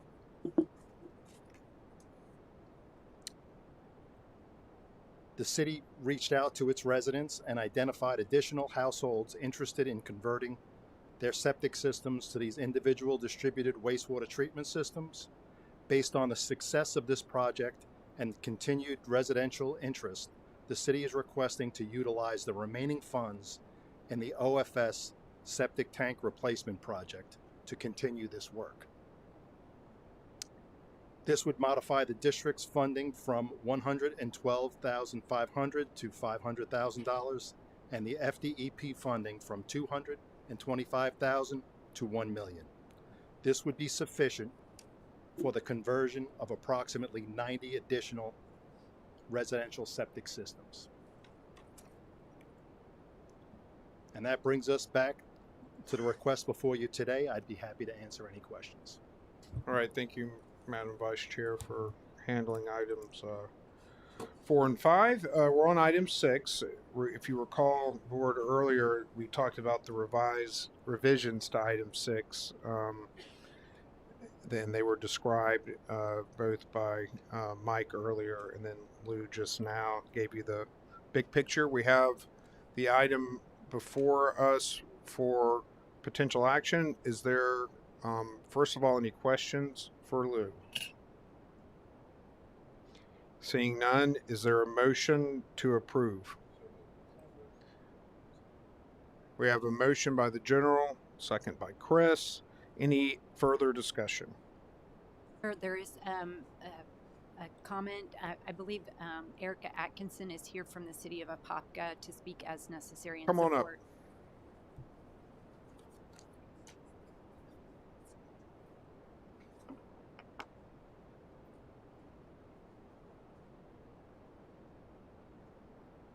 Erica Atkinson, City of Apopka. I just wanted to come today to say thank you for all of your continued support in this project and for helping us these last several years for everything in the city and all of our problems, and say how grateful that we are for your support and help. Absolutely. Thank you for being here. We really appreciate it, and we value the partnership as well. All right, Lou, any other discussion? All those in favor say aye. Aye. Aye.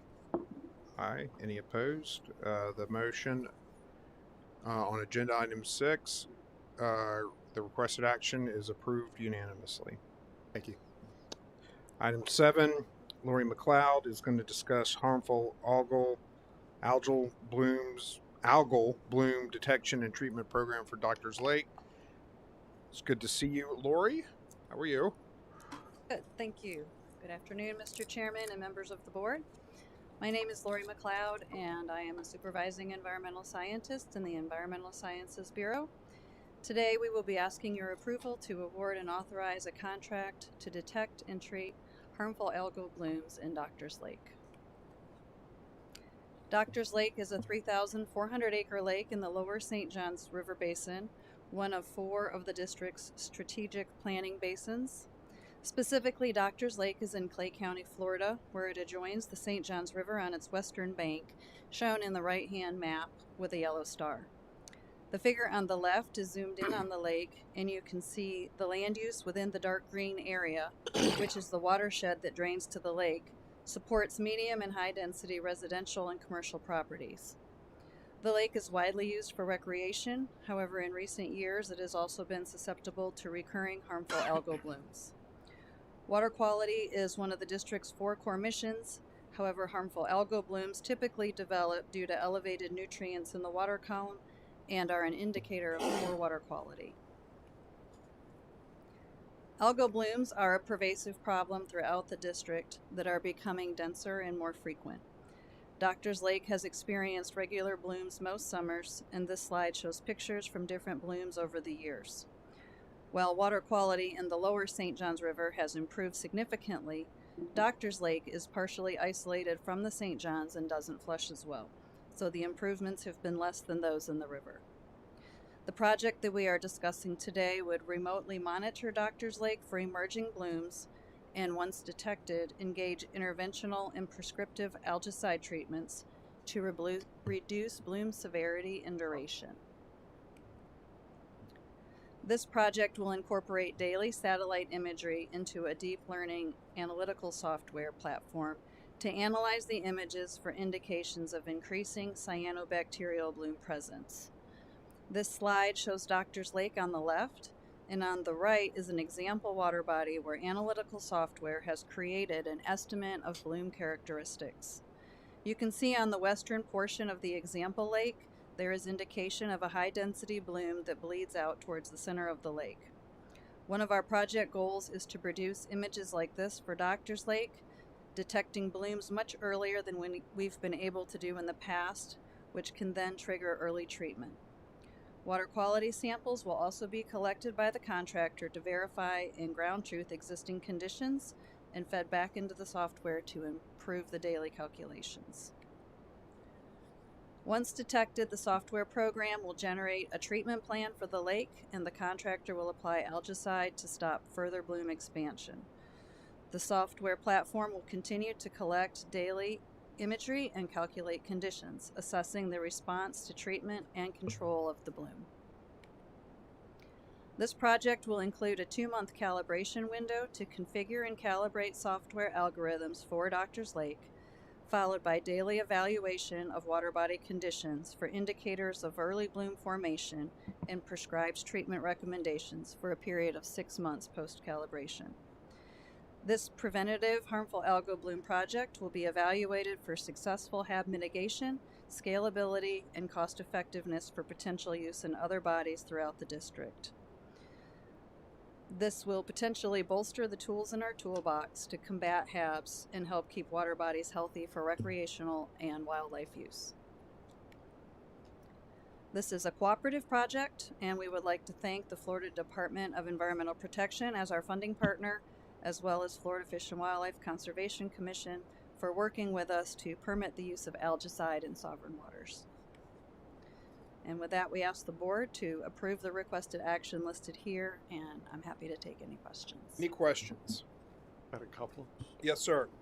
I don't know this lake well, but where you're getting a large bloom, is it from the urban side of the lake or the rural side? Most of Doctors Lake has residential homes around it. It's in Orange Park, Middleburg area. Okay. So It really isn't a rural side. It's And all urban. Is it septic around the lake primarily, or are they a sewer system, or do you there know? are both, but the district is engaged in septic to sewer conversion projects right now. That's one of the things that we're doing to try to reduce nutrients to the lake. Okay. And how this is recent, the blooms, so the last 5 years, 7 years, do you know? They've been recurring more frequently, but I think Doctors Lake, has probably been experiencing blooms for maybe 7 to 10 years now. All right. Thank you. Chris, you're recognized. A couple questions. This is the same company that we've had successful testing in the Claremont chain with the same type of alcohol, is that correct? Correct. And we've been happy with that. I would also just like to note that I've seen some press lately down in South Florida where there's been criticism of using these herbicides because there still are ongoing algae blooms. I support using this technology because it, as you said earlier, it's not going, the public needs to understand this it's not taking nutrients out of the water. It is simply treating a symptom, and it's going to make it less severe and last a shorter period of time. So it's not that there may not still be some sort of algae, it will just be less of it and for a lesser duration. So for those reasons I support it, but I just wanted to make those comments that because there has been criticism of using these types of algicides when they still see algal blooms, thinking that we're spending good money and throwing it at a problem without addressing the problem. And we are addressing the problem in many ways throughout the district, but I also know in this area where this Doctors Lake is receiving, I believe, effluent from sewer treatment plants, one of which we're putting in some innovation, with the effluent before it goes out there. We went out and visited that sewer treatment plant up there near Doctors Lake. So we are making progress in areas, but it's never fast enough. So this is really, it's a Band-Aid, but it's needed because the less algal blooms we have, the clearer the water is going to be, and the better the submerged vegetation is going to be able to survive in these areas. So for all those reasons, I just support it. Thank you. And to your point, I mean, it's like the COVID vaccine, well, it doesn't necessarily prevent you from having COVID, but it won't be as bad.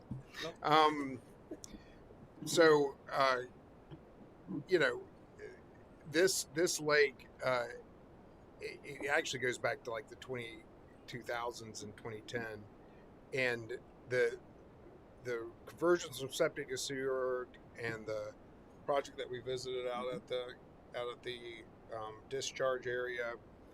It is better than it used to be. It really is, and you know, you just got to keep working at it, you know, and use all of these different tools in the toolbox. Was that a motion to approve? That's a motion. So moved. We have a motion and a second. Is there any further discussion? All those in favor say aye. Aye. Any opposed? It is approved. Item 7. Item 8, Lake Jessup Nutrient Reduction Design. We're going around the district. And Elise Wester. We really do try to make a concerted effort to make sure that all of the areas of the district have these core concerns that are being addressed, and that's why it's important that the board, you know, always do what they're doing, which is, you know, let us know what you're hearing and seeing, and we can marry it with the science and what the staff is seeing from the big picture as well. You're recognized. Good afternoon, Mr. Chairman and members of the board. My name is Ann Elise Wester. I'm a supervising professional engineer in the Bureau of District Projects and Construction. The item for your consideration today is to approve the ranking of the respondents and authorize the executive director to negotiate and execute a contract with Tetra Tech Incorporated, the top-ranked respondent for the Lake Jessup Nutrient Reduction Design Project, including the execution of all budget-related transfers. As you recall, in June, the district rolled out organizational changes to better equip staff to move the district forward in accomplishing our missions of water supply, water quality, flood protection, and natural systems. One concept was the recreation of the strategic planning basins, 4 basin focus areas developed by the district to strategically support these core missions. Lake Jessup, pointed out here on the map, is located in the middle St. Johns River Basin, or the Middle Basin. Lake Jessup is considered impaired by the DEP due to its high nutrient levels and has a formal Basin Management Action Plan, or BMAP. The Lake Jessup Nutrient Reduction Project focuses on the core mission of water quality by removing nitrogen and phosphorus from the lake. This project will be one step the district can take to meet those target nutrient loads dictated by that program.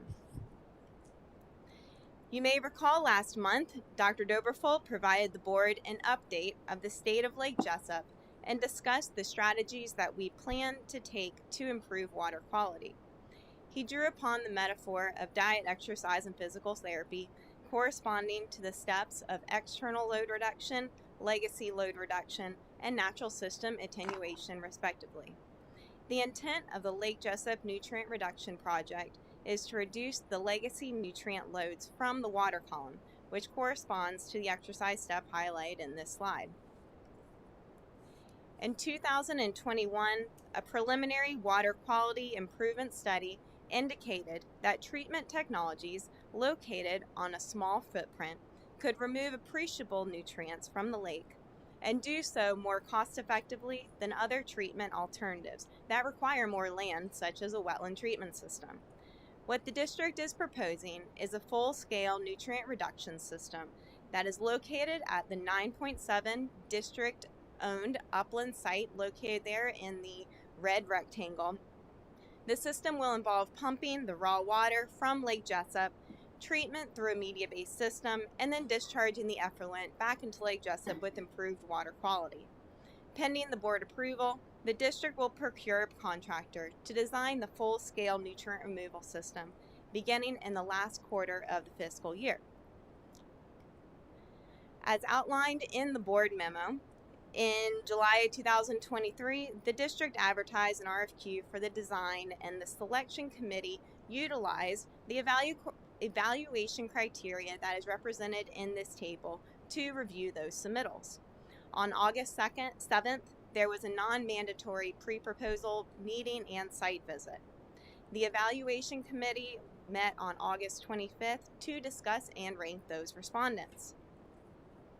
We received 2 responses and the scores are shown here. As you can see, the scores are very close. Both firms provide a comprehensive set of qualifications and are highly qualified to perform the work based on their experience with similar projects, as well as company and personnel qualifications. Tetra Tech was the highest ranked firm, and staff recommends board consideration for the executive director to negotiate and execute a contract with them to perform the treatment system design work. That brings me back to the recommendation, and I would be happy to answer any questions. All right. Do we have any questions for the good doctor? Chairman, You're recognized. one small question. Cost here or parameters of cost? Yes, at this time, we have $254,000 that was allocated in the 22-23 budget. It is being moved over to the next fiscal year through an executive designated carryover. We anticipate that the cost of the design work is going to be, the cost of the construction will be between 11 million, 15 million is what we approximate. So the design will be more than 250,000, we anticipate. And it will probably be less than 10% of what we anticipate design. So it'll be, probably about closer to 500,000 than 254,000 is what I anticipate. But we will be starting negotiations per board approval on September 13th, and we will have a better idea about the cost of this design effort. We will be back to the board with the final fees so that we can get your board approval within 1 to probably 3 months. But if they're unreasonable in their negotiations, there's nothing to preclude us from moving on, right? If they are unreasonable in their negotiations, then we will negotiate with the next top-ranked firm. Great. Well, we look forward to seeing these numbers again. Thank you. All right. Any other questions? Second. We have a motion and a second to approve the requested action on agenda item number 8. Is there any further discussion? Seeing none, all those in favor say aye. Aye. Any opposed? The motion for approval of item 8 is approved unanimously. Board, we're going to recess from our 3 p.m. governing board meeting and take it up again, the remaining items on the 3 p.m. board meeting at the conclusion of the 5:05 tentative millage and budget hearing. So I'm going to go into recess. We're going to go into recess, and then at 5:05 we're going to reconvene. We're going to have our tentative millage and budget hearing. We're going to close that, and then we're going to reconvene this 3 p.m. meeting that we are recessing. All right? We're in recess.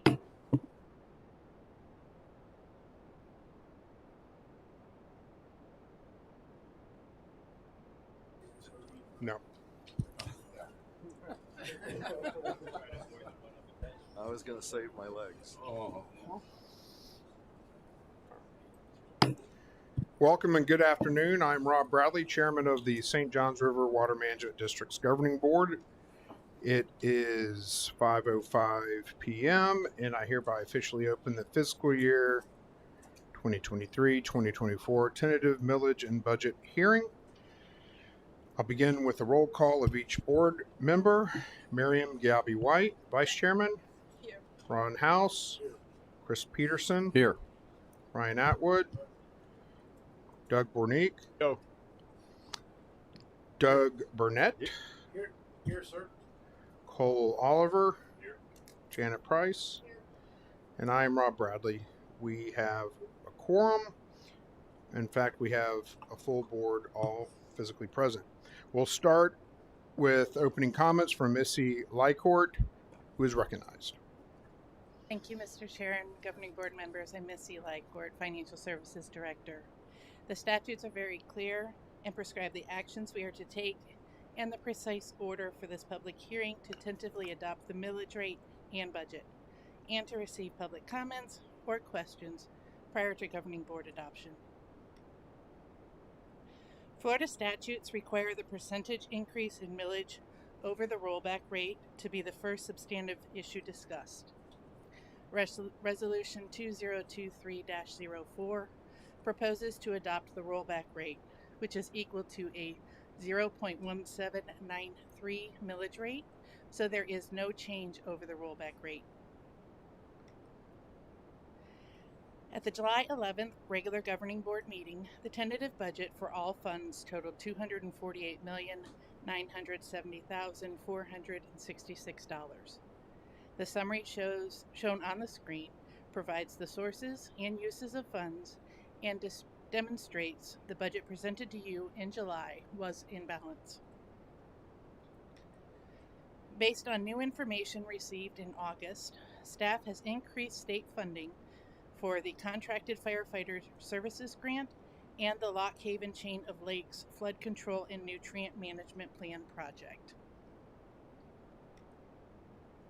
The slide before you presents the updated tentative budget for all funds, totaling $250,490,466, which incorporates the two changes discussed on the previous slide. Resolution 2023-05 proposes a tentative budget for all funds in the amount of $250,490,466. This summary provides the sources and uses of funds and demonstrates the proposed budget is in balance. Mr. All Chair. right. So, board members, as Missy outlined, this is a very strictly prescribed hearing. Things have to happen in a certain order for it to be consistent with Florida law. Next, we will move to public comments if there are any.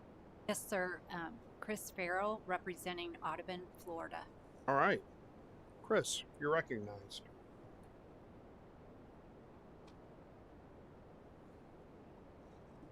Good evening, Chair and members of the board. Things that are prescribed include my being here to talk about the millage rates. It wouldn't be a hearing without it, quite frankly. Well, I will keep my comments brief tonight.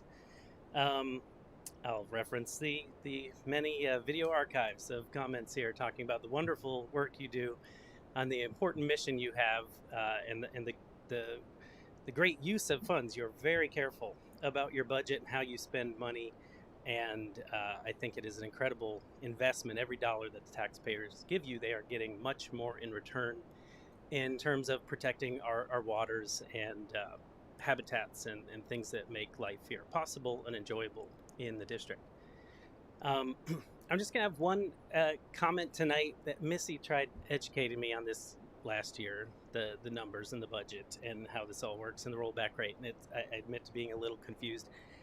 The general idea I hear people talk about, and I think is we don't want to keep increasing taxes on folks. And if you had the higher rate, you'd have to advertise it as a tax increase. So I'm thinking then, like, my tax should stay the same. But I guess it's more like your budget staying the same, which I'll quickly mention.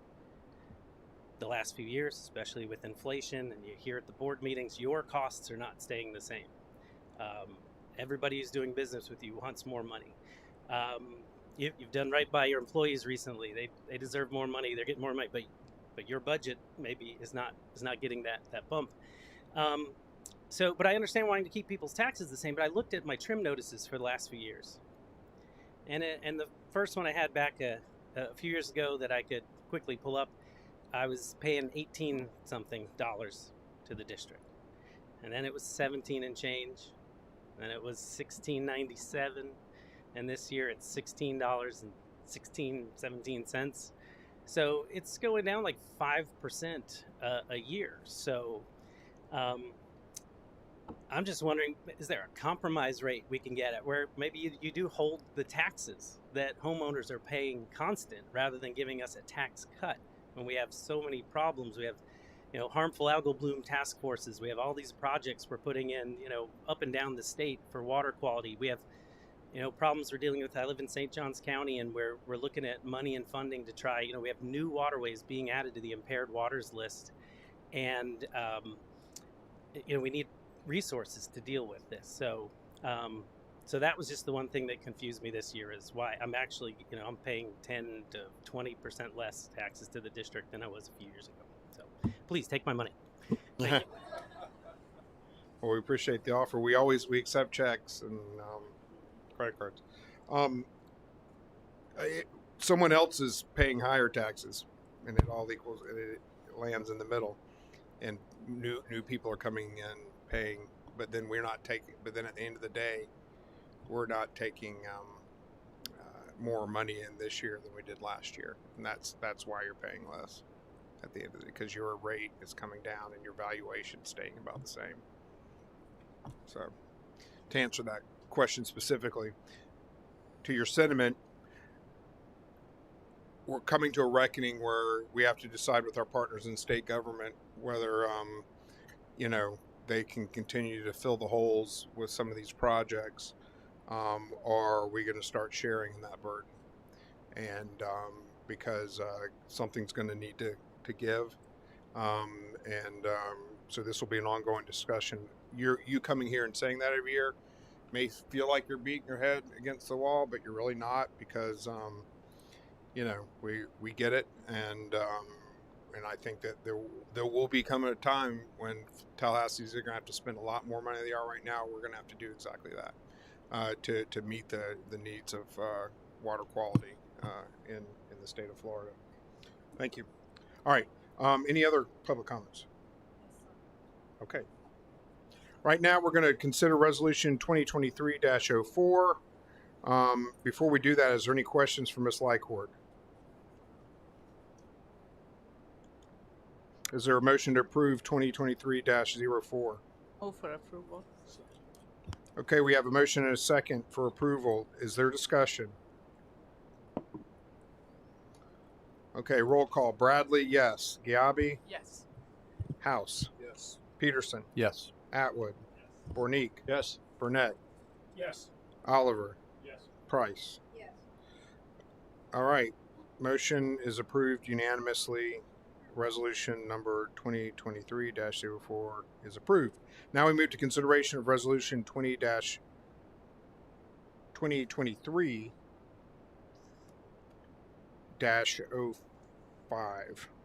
which is a resolution adopting a tentative budget for the fiscal year 23-24. You're recognized, Ms. Lycord. Thank you, sir. Staff recommend that the board approve Resolution 2023-05, adopting the tentative budget for fiscal year 23-24 for all funds in the amount of $250,490,466. Move for approval, Mr. Chair. All right. Is there a second? Second. We have a motion and a second to approve 2023-05. That is a resolution. Is there any discussion? Do we have any public comment on that second resolution? All right. I don't see any. I'm opening it up. If anybody wants to say anything, speak now. All right. I'm closing it. We have a motion and a second to approve the resolution. Seeing no discussion, I'm going to do a roll call vote. Bradley, yes. Giabi White. Yes. House. Yes, sir. Peterson. Yes. Atwood. Bornique. Burnett. Here. Oliver. Yes. Price. All right, that is unanimous approval of Resolution 2023-05.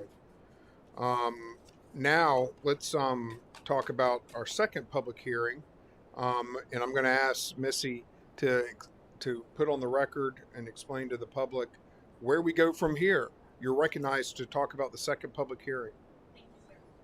The second public hearing to adopt the final millage and budget will be held on September 26, 2023 at 5:05 p.m. here at District Headquarters. All right, District Headquarters is 4049 Reed Street, Palatka, Florida, 32177. We welcome anyone in the public to attend. All right, this time I'd like to request a motion to adjourn this public hearing. Do we have a motion? So moved. Do we have a second? We have a second from House, a motion from the general. Is that correct? House. Yes. Okay. Any discussion?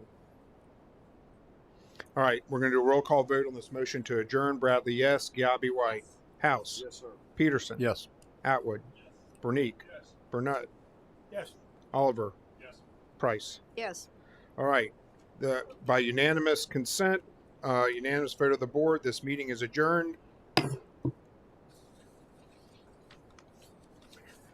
All right. I'm going to open the governing board meeting September 12th, 2023. It began at 3 o'clock. We went into recess to handle some statutory budgetary matters. It is now 5:20 p.m. We are on item 9 on our regular order agenda, Mechanical Vegetation Services by Brian Emanuel. You recognize Mr. Emanuel to explain this agenda item. Thank you, Mr. Chairman, members of the board. Brian Emanuel, Chief of the Bureau of Land Resources. My item for your consideration today is approving a list of 10 qualified vendors to provide mechanical vegetation removal services and to authorize the executive director to negotiate and execute multi-year contracts. Periodically, specialized equipment is required to mechanically reduce vegetation for habitat enhancement projects, fuel reduction, to create or improve fire lines, roads, install fence right-of-ways, or to comply with federal standards for vegetation density along flood protection levees. This solicitation was advertised on DemandStar, Vendor Registry, and the State of Florida bid system, and it reached 505 potential vendors. 12 respondents were received, with 1 no response and 1 non-qualified vendor. The contracts will be work order based, staff request pricing per project from the pool of awarded contractors. Work orders will be awarded to the contractor with the lowest quote, who also meets the specific equipment specifications in the SOW and has the ability to complete the project within the requested time frame. Various types of equipment are employed under this contract, specific to each project need, which includes fire lines, roads, trails, site preparation for planting and fuels reduction, especially in areas where a prescribed fire cannot be used. This equipment includes things such as heavy-duty mulching and mowers or roller choppers attached to various tired or tracked machines. And that brings me back to the recommendation before the board today. I'd be happy to answer any questions. All right.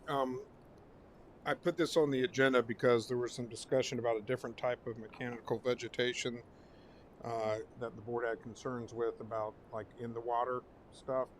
And I wanted you to know that this is different than that. And I didn't want anybody to see it on the consent agenda and think that we hadn't taken into consideration the concerns that were previously addressed by the board or questions about that practice. All right. That's why this is on here. And it's also cool to see that video and to know that this is yet another thing that we do. All right. Is there a motion to approve? I have a motion. Ryan Atwood made the motion. Is there a second? Second.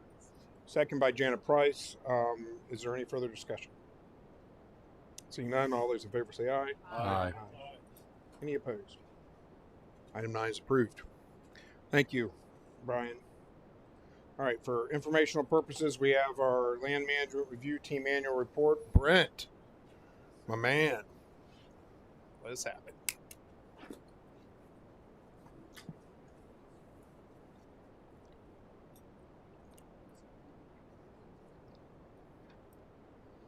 All right. Good evening, Mr. Chair, members of the board. I am Brent Batchelder. I serve the district as a land resource specialist in the Bureau of Land Resources.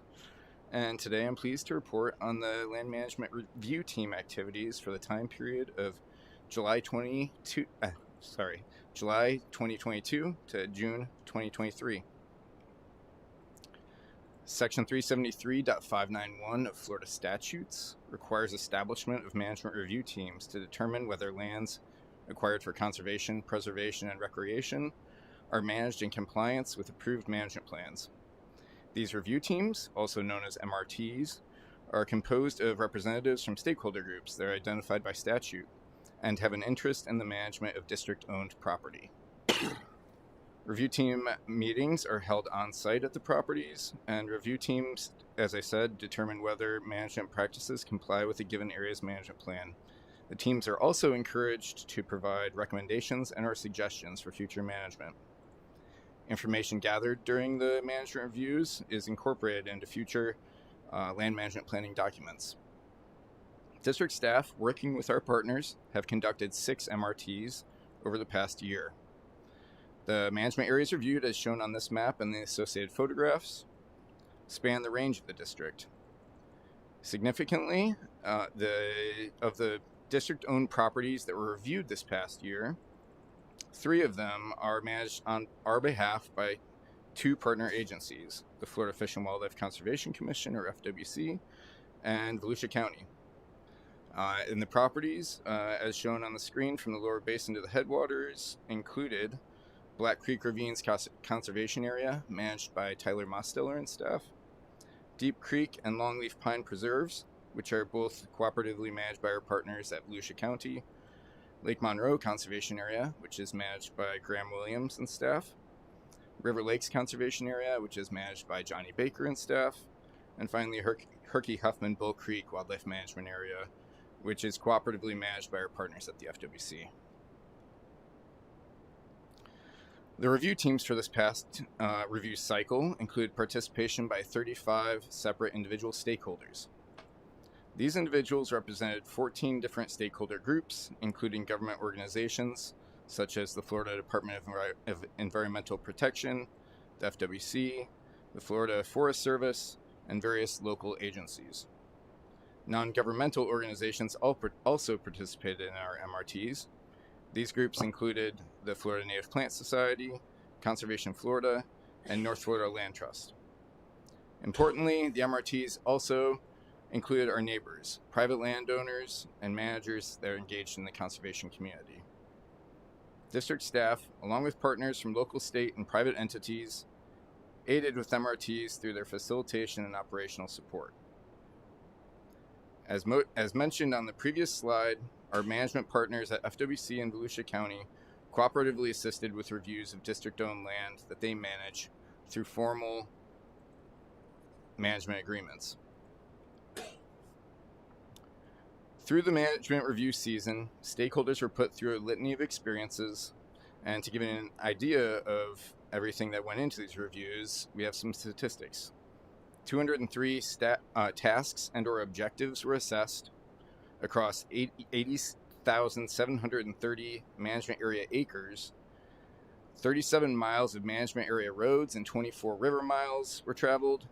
And most importantly, more than 200 pages of stakeholder review documents were collected by Bureau of Land Resources staff.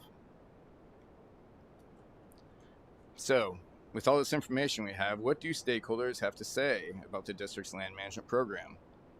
Well, many stakeholders commended the hard work and outstanding results achieved by district land managers. The quotes shown on this slide were collected from various management reviews. And consensus among all MRT stakeholders was that overall, the 200 management objectives we reviewed are being achieved by district land managers. Most importantly, management activities were found to be compliant with governing board approved land management plans. A wide range of specific suggestions and recommendations were also collected through the MRT process over the past year. Recommendations we received include to expand public access resources, enhance fire-dependent natural community management, and increase biological resource monitoring. In summary, the conservation areas that were reviewed this year are in compliance with their management plans, and the land managers are doing a stellar job. Our staff are recognized for their hard work by the district stakeholders. During the coming year, the conservation areas shown on this slide are scheduled for MRTs. That concludes my presentation. Thank you for your opportunity to provide this information. I'm available for any questions or discussion. All right, any questions for Team Land Management? Invasive species, how are we doing with that? Because that's always a concern when people bring different plants or plant different plants, and it can kudzu a whole area out of existence if we aren't careful. Are y'all are staying on top of all that, right? Absolutely, yeah. We've got a strong program. A bunch of people are dedicated to that put significant resources towards it, and it's a pleasure taking people out on the properties, and oftentimes they comment on how good we're doing at keeping up on top of those things. Recognize. Yeah, Mr. Chairman, we've mentioned this before, that is coming up from the south into South Florida, and it's coming hard.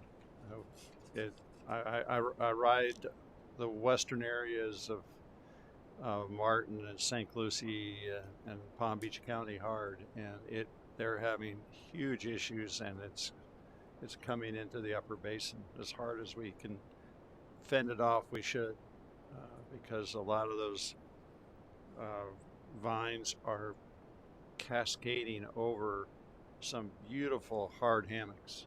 And if you ride around in small planes like I get to do occasionally, fixed wing planes, you get a good bird's eye view, and it is coming into the upper basin. So as much as we can give the staff to fight with the tools they need, we should, because it can overrun us in a hurry. So, well, once you let it go, it's done. Yep. And that's what I'm one of the reasons why I like to talk about these land management practices is that I'm just really concerned about invasive species. And you just go to some areas in North Carolina, it just breaks your heart. Some of the most beautiful areas that have just, they're done. It just chokes it all out, and other things too. But anyway, yeah. We need a lot of court, I've had to work closely with the Turnpike Authority with the invasives going up the Turnpike, things that you wouldn't really think of as a Floridian, and then from the Turnpike it goes down a canal that the Turnpike intersects with, and all of a sudden they didn't really mean to do it, but then you got it in the canal, and it happens so quickly. Big snakes are already into St. Lucie County. They have made their way that far north. The big guys from the glades are there, and in any event, there's a lot of bad things moving up from the south. So the tools that our staff needs to fend this off, we should give them, because they're going to need help. Yeah, weeds definitely know no borders. That's what makes them invasives, is they move across those areas, and staying on top of them with maintenance control and keeping them at the lowest possible levels before they get out of control is challenging, but that's kind of the name of the game, is trying to keep things at the lowest possible level. Just take a small helicopter ride or a fixed wing ride over the upper basin, and it'll give you a perspective of the staff's needs, and they need as much help as we can give them. That's what Chris was trying to tell us. All right, thank you. Of course, thank you. Item 11, public comment. Yes, sir. Mr. James Hensley. Yes. Mr. Hensley, you're recognized.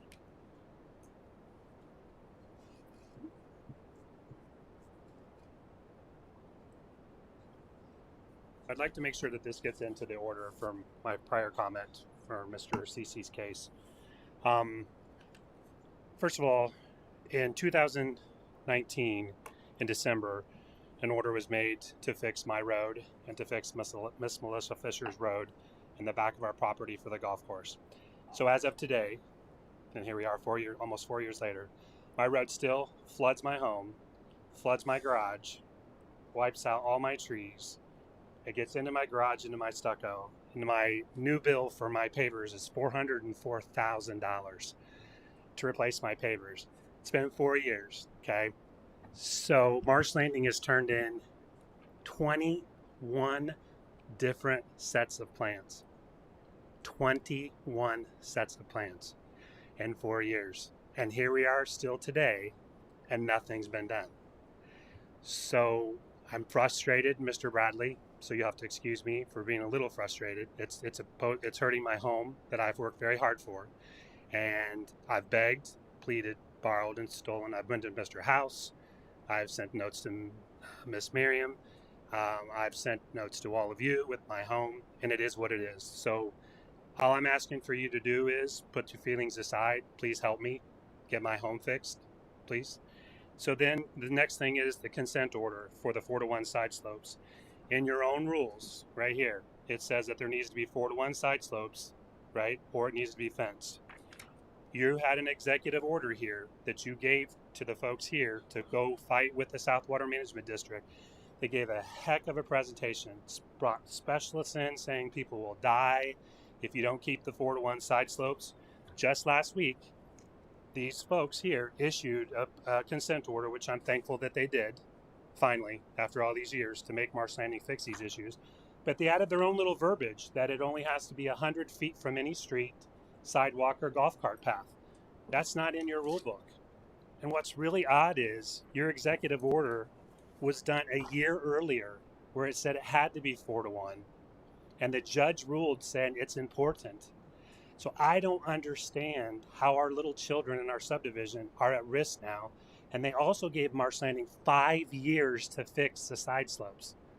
5 years. What if my child dies next week? 5 years. We're not eating out of paper boxes in Marsh Landing. It's 1,077 people that live there. Average home price, over $3 million. Okay? We can afford to fix this stuff. I was on the board till I turned them into you and they kicked me off. So clearly, clearly we have a problem here. I'm just asking you folks to please put this in your record. I'm asking today, please follow your rules. It would be so much easier for all of us if you just followed your own rules. Thank you. Thank Do I you. give this to this folks? For that No, this young lady right here. Oh, okay. Can I make sure they're separate? Thank you so much. Keep one for yourself. No. and then No. one- They're two separate ones. Okay. One for Mr. Cece's and then one for just now. Got it. Thank you. Yes, sir. Thanks for coming. Next item, is there any more public comment? Yes, sir. Next item is item 26. Ms. Preston, pending litigation. Good afternoon, Mr. Chair, members of the board. I have updates on several cases this afternoon. The first category is a matter that was resolved. This is William Merriman versus Smith Trucking Incorporated, Loblolly Partners Incorporated, and the district. This was a second administrative petition that was filed with the district. It related to an environmental resource permit for a stormwater pond in Clay County. The petitioner's second amended petition was dismissed with prejudice yesterday. And then I've got 3 new matters to report, followed by 2 more updates on pending cases. It's been a busy month. The first new matter to report is Marilyn McAfee and James Hensley versus the district. This is an administrative challenge to a consent agreement between the district and Marsh Landing at Sawgrass Master Association, which was filed on September 5th by 2 individual homeowners. The consent agreement is between the association and the district, and it resolves violations that were discovered after the association had obtained a permit modification in 2020 to address certain issues resulting from the stormwater system not being constructed as originally authorized in 1985. The consent agreement contains corrective actions that include a schedule for the association to perform certain maintenance work, obtain any necessary permits, and perform any work required by those permits. And the procedural status of this petition currently is that it's under review by district staff before it may be referred to the Division of Administrative Hearings. The next update on new case is Mary Clemens versus MNSTT-4 LLC, Miller Tyler West LLC, and Tyler West LLC and the district. This is an administrative challenge to an environmental resource permit related to a commercial development in Nassau County. The petition was dismissed with leave to amend yesterday. And the last new matter I have to report is Carlos Vargas and Genesis Garcia Meza versus the district. This is a civil case. The plaintiffs filed lawsuit in circuit court in Volusia County. The district was served on August 9th. The complaint includes claims for damages arising from a motor vehicle accident involving a district vehicle in February 2021. So far in this case, an answer and affirmative defenses have been filed, so we'll proceed to discovery. And the last category is just a couple of updates on pending matters. One is Andrew and Julie Stash versus 4999 Parkway Community Association in the district. This is an administrative challenge in which homeowners have challenged an environmental resource permit modification authorizing changes to a stormwater pond that was issued to a community association located in Nassau County. The final hearing for this matter has been rescheduled. It will now be November 15th, 2023. And the last update I have for you all today is Bear Warriors United and others versus the Florida Department of Transportation and the district. This is an administrative challenge to an environmental resource permit for a road project in Volusia County. The final hearing in this matter has also been rescheduled. It will now be October 23rd through 27th, 2023. This concludes my report. All right. Does anybody have any, thank you, Aaron. Does anybody have any questions for Ms. Preston regarding any of the aforementioned pending matters? All right. We now move to governing board comments, item 27. Anyone? Yes, Madam Vice Chair. It's more like a question. How can we help? Unfortunately, I forgot his name, the gentleman at Marsh Landing. Is there a way? Mr. Hensley. Yes, thank you, Mike. Is there a way, is there a path that we can start looking one way or another? Well, we continue to work with the homeowners association and the homeowners that have been affected by the deficiencies in the design, or not the design, but isn't how the system was originally built. This is a very complicated project. As she mentioned in her report, that was originally permitted back in 1985, starting then and going from there. And we've been working on it for years. We have been successful in getting the homeowner association to agree to some fixes that they are actively undergoing right now to address some of the deficiencies that were identified in the last permit that was issued. And as she mentioned, we also have entered into a consent order that takes care of a lot more of the issues that are out there in Marsh Landing. So we are, I know it's been a long time, and I know it's been a very difficult, challenging road and frustrating road for the homeowners and us in trying to get this finally completed. But I feel like we're now making progress toward that resolution and getting these things fixed. And it's just a matter of continuing to stay on task with them to get these things done. I know that, Mike, you would agree with me, but if someone drive all the way to come here and say, hey, I have an issue and I need some help, then I'm sure that you and your team would push the limits to help him and other homeowners. You know, I so get it when you work so many years to have your own home. And I remember this project has been going on for a number of years.